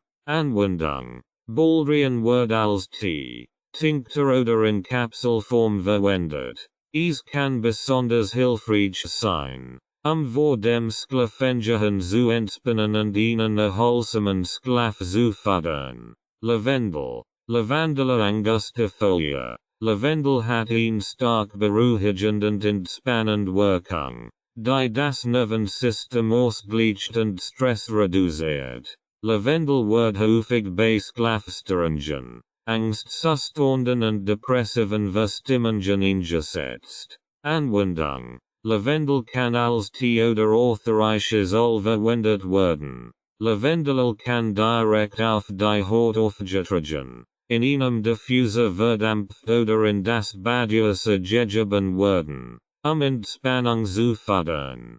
Passionsblume. Passiflora incarnata. Die Passionsblume ist ein Sanftpflanz, die zur Beruhigung und Förderung des Schlafs eingesetzt wird. Sie wirkt entspannend auf das Nervensystem und kann Angstzustand lindern, und die Konzentration oder Wachsamkeit zu beeinträchtigen. Anwendung. Passionsblume wird als Tee oder in Tincturform eingenommen und ist besonders wirksam, Abend zur Ruhe zu kommen und den Schlaf zu fördern. Ashwagandha. Withania somnifera. Ashwagandha. Auch als Schlafbeer bekannt, ist ein Adaptogen, das den Körper bei der Bewältigung von Stress unterstützt. Es hilft, das Gleichgewicht des Körpers wiederherzustellen, wirkt beruhigend auf das Nervensystem und stärkt die allgemeine Widerstandskraft gegen Stress. Anwendung. Ashwagandha wird oft in Form von Kapseln oder Pulver eingenommen. Es eignet sich besonders für Menschen, die sich von langanhaltendem Stress erholen und ihre Energie und Widerstandskraft wieder aufbauen möchten. Melis melissa officinalis. Zitronenmelis hat eine beruhigende Wirkung auf das Nervensystem und hilft, Angstzustand und Nervosität zu lindern. Sie wird häufig bei Schlafstörungen und zur Förderung der Entspannung eingesetzt. Anwendung. Melis kann als Tee oder Tincture eingenommen werden. Sie eignet sich gut, tagsüber Ruhe zu fördern, und Müdigkeit zu verursachen. Natürliche Beruhigungsmittel. Natürliche Beruhigungsmittel sind pflanzlich oder mineralisch präpariert, die das Nervensystem beruhigen und den Körper in einen Zustand tiefer Entspannung versetzen. Sie bieten eine sanfte Alternative zu chemischen Beruhigungsmitteln und sind oft besser verträglich. Diese Mittel können bei der Bewältigung von Schlaflosigkeit, Angstzuständen,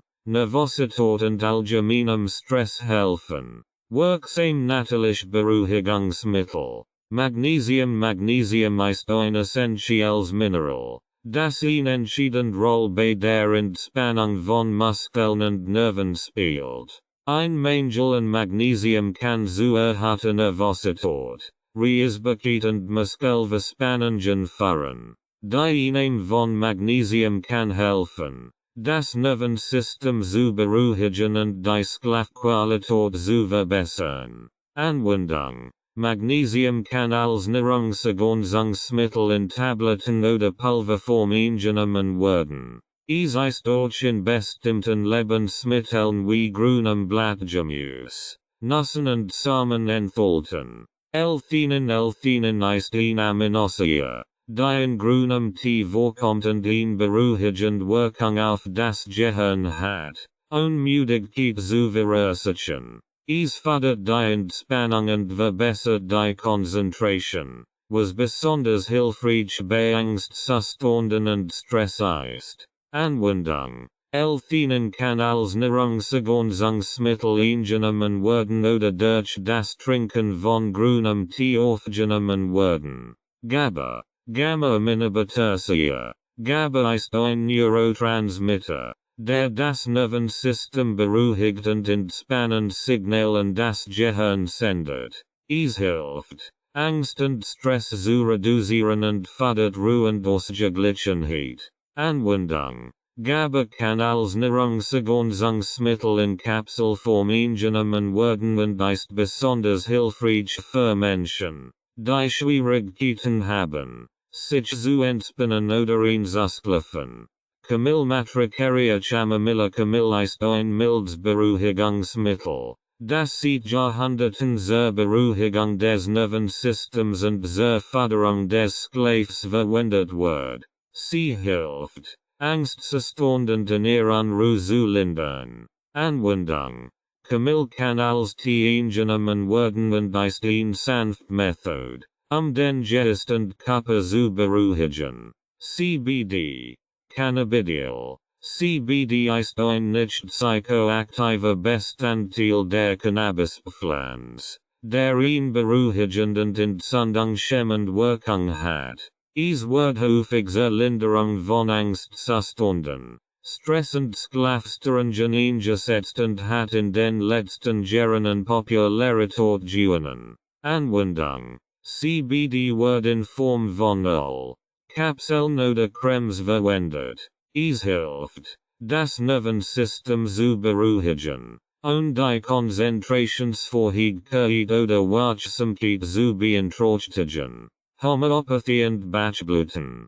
Homöopathie und Bachblüten sind alternative Heilmethoden, die darauf abzielen, den Körper und Geist in Einklang zu bringen und die Selbstheilungskraft zu aktivieren. Beide Methoden werden oft zur Unterstützung der emotionalen und körperlichen Heilung eingesetzt, insbesondere nach traumatischen Erlebnissen. Obwohl sie unterschiedlich Ansatzverfolgen, teilen sie die Idee, dass sanft, natürlich Mittel den Heilungsprozess fördern können, und stark Nebenwirkungen zu verursachen. Grundlagen der Homöopathie. Homöopathie ist ein ganzheitliches Heilverfahren, das auf der Überzeugung basiert, das Ähnliches durch Ähnliches geheilt wird, also das eine Substanz, die in hoher Dosis bestimmt Symptom hervorruft, in sehr verdunter Form die Symptom lindern kann. Dieser Grundsatz wird von Samuel Hahnemann im 18. Jahrhundert formuliert und bildet die Basis der Homöopathie. Homöopathische Mittel werden stark werdend und potenziert, wobei durch das Verstellen, Dynamisieren, der Substanzen ihre energetische Wirkung verstärkt wird. Grundprinzipien der Homöopathie. Simile-Prinzip.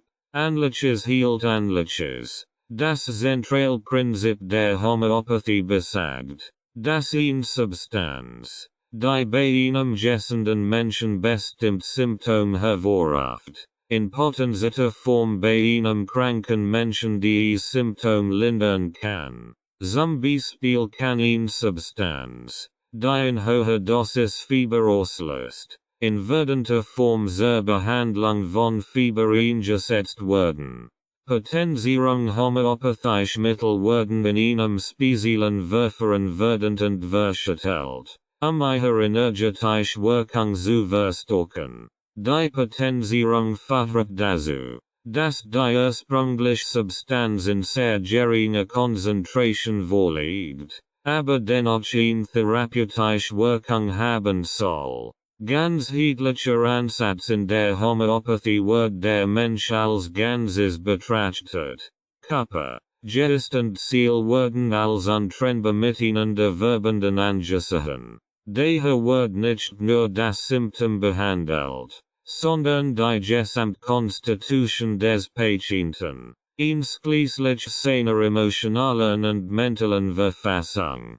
Homöopathische Mittel zur Traumaverarbeitung.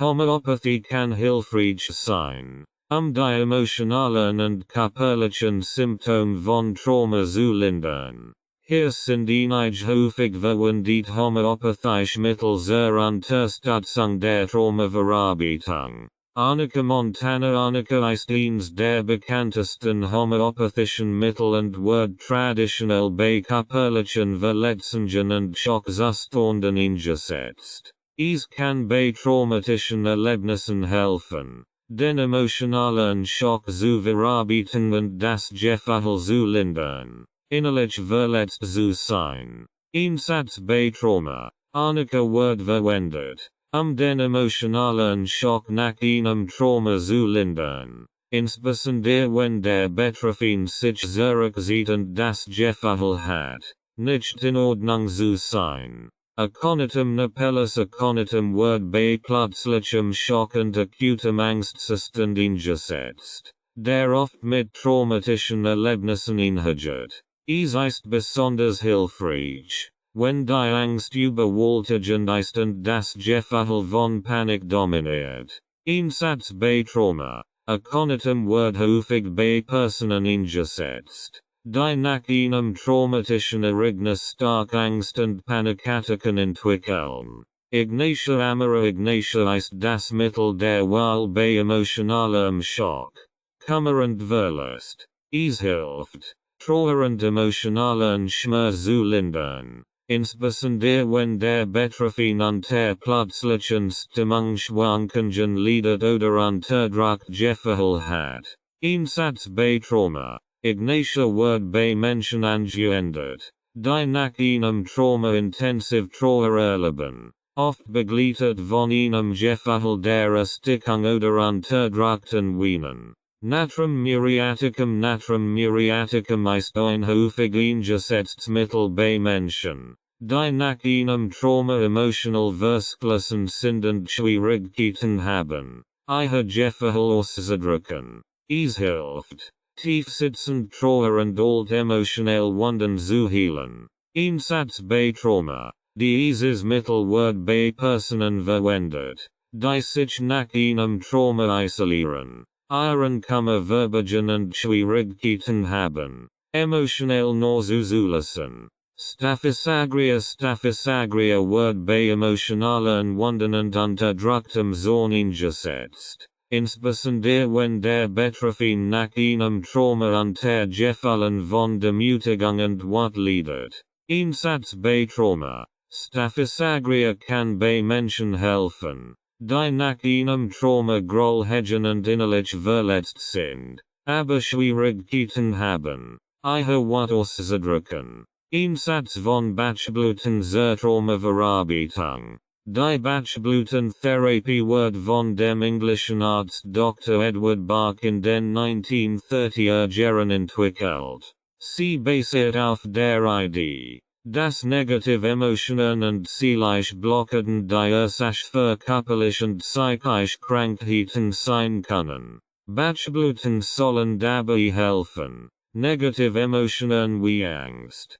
Unsicherheit oder Trauer in positiv, gesund Gemütszustand umzuwandeln. Die sanfte Therapieform wird oft begleitend zur Traumatherapie eingesetzt, emotional Heilung zu unterstützen. Wie Batchbluten wirken. Batchbluten bestehen aus wässrigen Extrakten von Bluten und Pflanzenteilen, die in Alkohol konserviert werden. Jede Batchblut wird einer spezifischen negativen Emotion oder seelischen Blockade zugeordnet. Ziel ist es, die Harmonie zwischen Geist und Körper wiederherzustellen, indem die negativen Gefühle in positiv umgewandelt werden. Die Therapie mit Batchbluten wirkt auf energetischer Ebene und hat keine bekannten Nebenwirkungen, weshalb sie oft begleitend zu anderen Therapien eingesetzt wird. Batchbluten zur Traumaverarbeitung. Batchbluten können besonders hilfreich sein, emotional Blockaden und Negativgedankenmuster zu lassen, die nach traumatischen Erlebnissen auftreten. Hier sind einige Batchbluten, die zur Traumaverarbeitung eingesetzt werden. Star of Bethlehem ist die Batchblut für Schock und Trauma. Sie wird verwendet, die seelischen Wunden zu heilen, die durch plötzlich, schockierend Ereignis verursacht werden. Sie hilft, den emotionalen Schock zu verarbeiten und die seelische Balance wiederherzustellen. Einsatz bei Trauma. Star of Bethlehem wird bei Menschen angewendet, die nach einem Trauma unter Schockzuständen leiden und sich emotional blockiert fühlen. Rescue Remedy. Notfalltropfen. Rescue Remedy ist ein Mischung aus 5 verschiedenen Bachblüten. Star of Bethlehem. Rock Rose. Cherry Plum. Clematis und Impatiens und wird bei akuten Schock- und Stresssituationen eingesetzt. Es beruhigt das Nervensystem und hilft, sich in Momenten intensiver Angst oder Panik zu stabilisieren. Einsatz bei Trauma. Rescue Remedy kann in akuten Momenten von Stress, Panik oder emotionaler Überforderung verwendet werden, den Geist zu beruhigen und das Gefühl von Kontrolle wiederzuerlangen. Mimulus ist die Bachblut für spezifische Angst und hilft, Angst zu überwinden, die durch konkret Auslöser oder Situationen verursacht werden. Sie fördert Mut und Gelassenheit in Situationen, die als bedrohlich empfunden werden. Einsatz bei Trauma. Mimulus wird bei Personen eingesetzt, die nach einem Trauma spezifische Angst entwickeln. ZB. Angst vor bestimmten Orten, Menschen oder Situationen. Rock Rose ist die Bachblut für Panik und Extremangstzustand. Sie wird eingesetzt, Gefühl von überwältigender Angst und Panik zu lindern und den Betroffenen zu beruhigen. Einsatz bei Trauma. Rock Rose wird häufig bei Menschen angewendet, die nach einem Trauma unter Panikattacken und intensiven Angstzuständen leiden. Willow ist die Bachblut für Menschen, die nach einem Trauma unter Groll, Verbitterung oder Selbstmitleid leiden. Sie hilft, das Gefühl von Opferung und Ungerechtigkeit zu überwinden und fördert die Akzeptanz und das Loslassen negativer Emotionen. Einsatz bei Trauma. Willow wird bei Personen eingesetzt, die nach einem traumatischen Ereignis Gefühl von Ungerechtigkeit und Zorn und Schwierigkeiten haben, die es loszulassen. Energetische Heilmethoden. Energetische Heilmethoden basieren auf dem Verständnis, dass der menschliche Körper von subtilen Energieflüssen durchzogen ist, die das physisch, emotionell und spirituell Wohlbefinden beeinflussen. Diese Heilmethoden zielen darauf ab, energetisch Blockaden zu lassen und den natürlichen Energiefluss wiederherzustellen, Gesundheit und Heilung zu fördern. Reiki und andere Formen der Energiearbeit sowie die Arbeit mit Chakren sind Zentraltechniken, die in diesem Bereich eingesetzt werden. Reiki und Energiearbeit.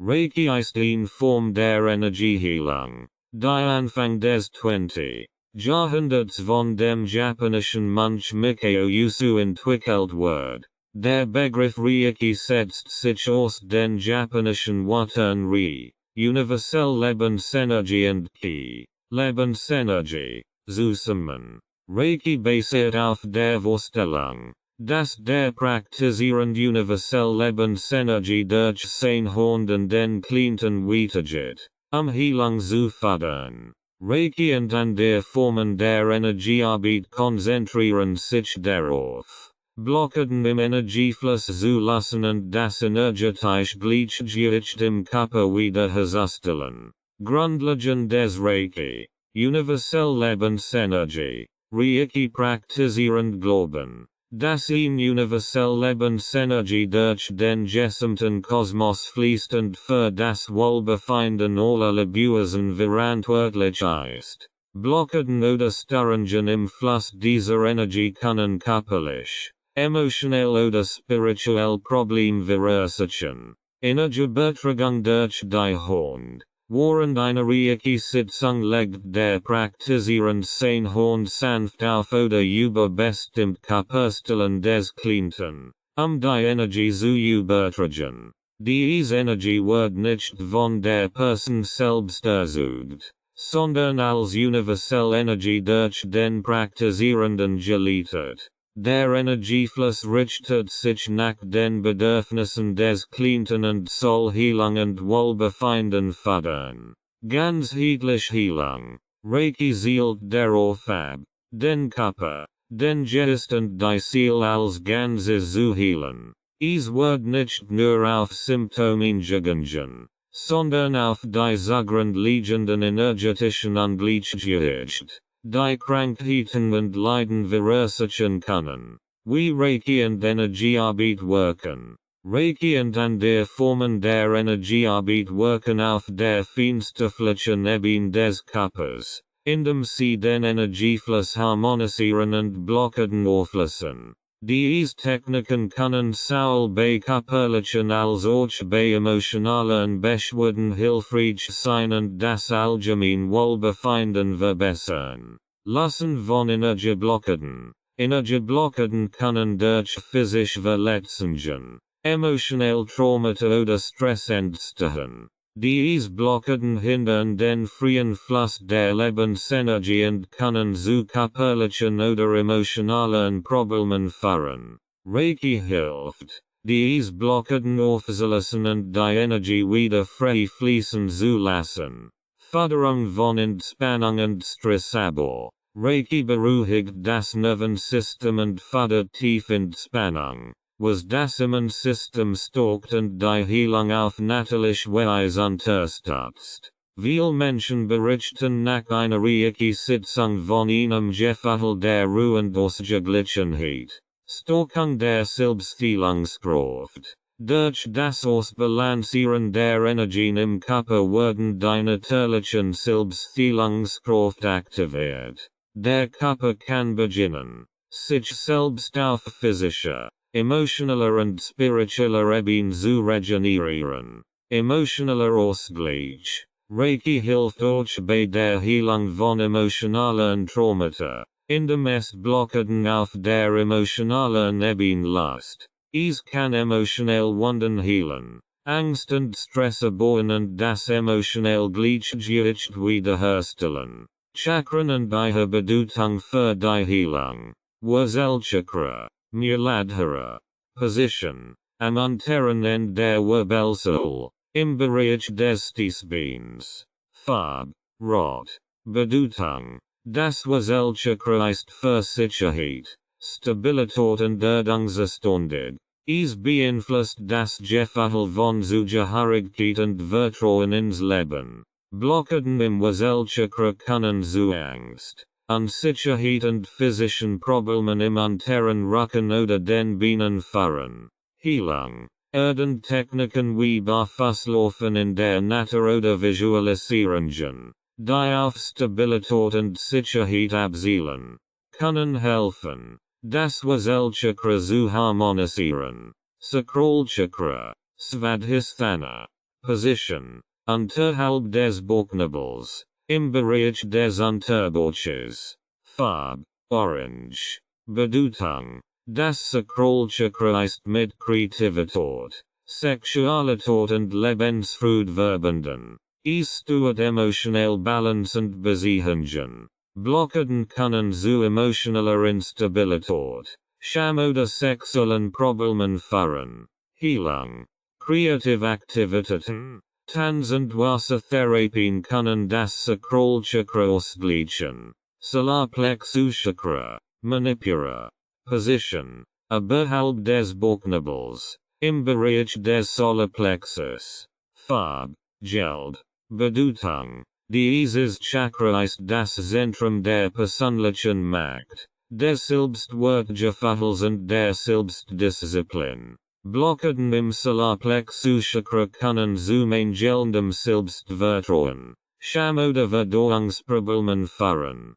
Heilung. Atemtechniken und Übungen, die das Selbstvertrauen stärken, wie Yoga oder Meditation, sind hilfreich. Herzchakra, Anahata. Position, in der Mitte der Brust, auf Haar des Herzens. Farbe, Grün. Bedeutung, Das Herzchakra steht für Liebe, Mitgefühl und emotionelle Heilung. Blockaden im Herzchakra können zu Gefühllosigkeit, emotionaler Distanz oder Herzentlangenproblemen führen.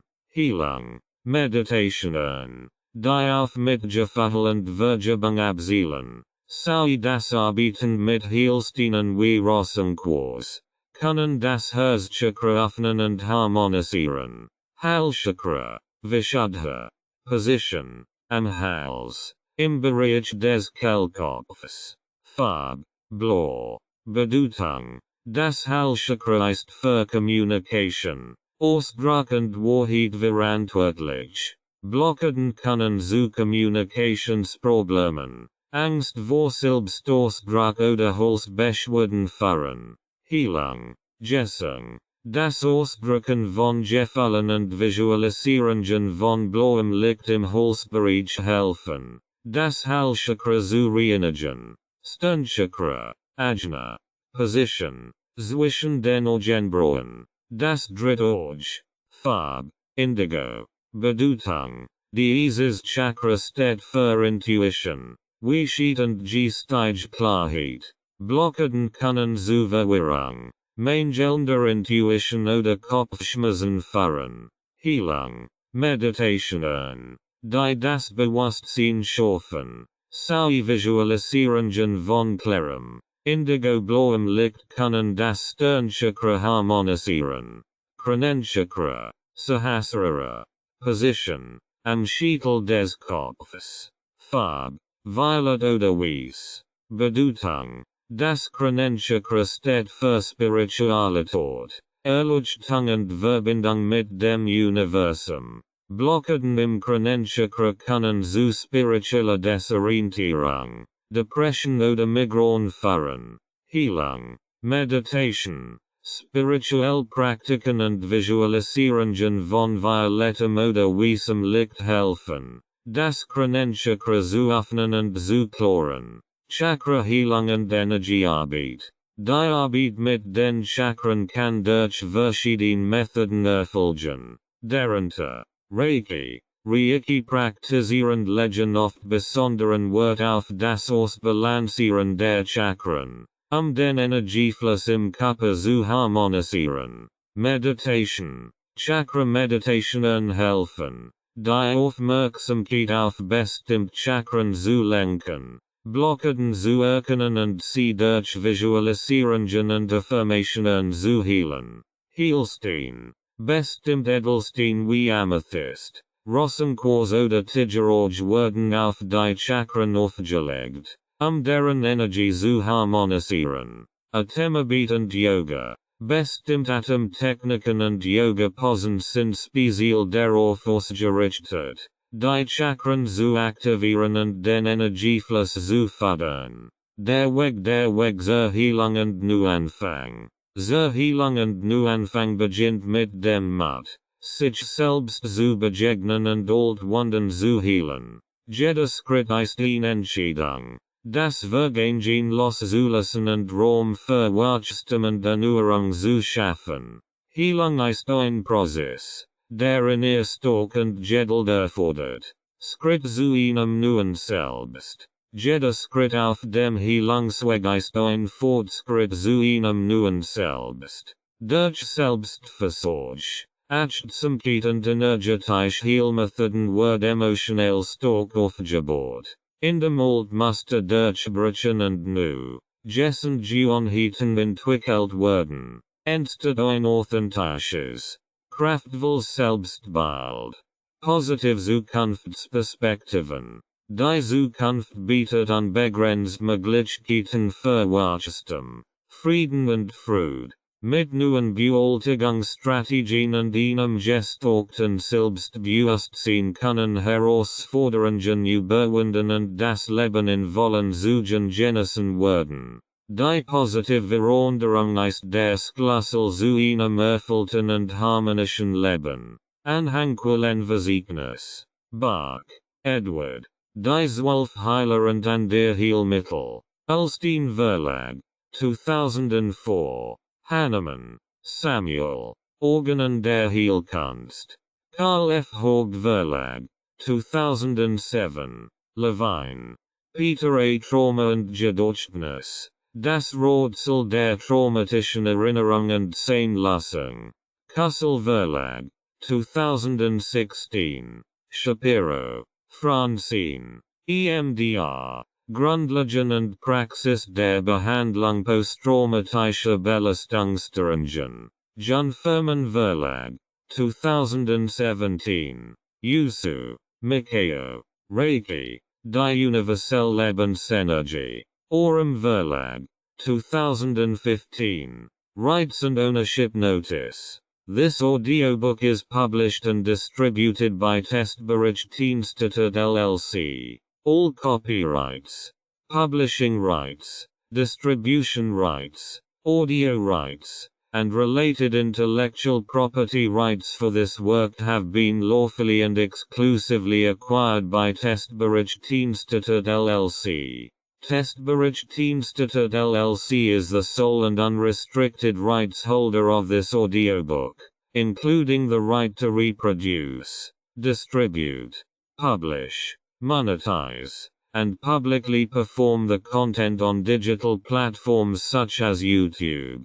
The original manuscript files, source documents, and contractual acquisition records serve as proof of lawful ownership. The original author and/or their authorized representative, Renovatio LLC, has transferred all relevant rights to Testberichtdienste LLC in accordance with applicable copyright and publishing law. This ownership applies to all current and future uses of this work, including audio, video, and digital publications. Effective date of rights ownership: the 1st of February 2026. Any unauthorized use, reproduction, re-upload, redistribution, or claiming of this content is strictly prohibited. Copyright Testberichtdienste LLC. All rights reserved.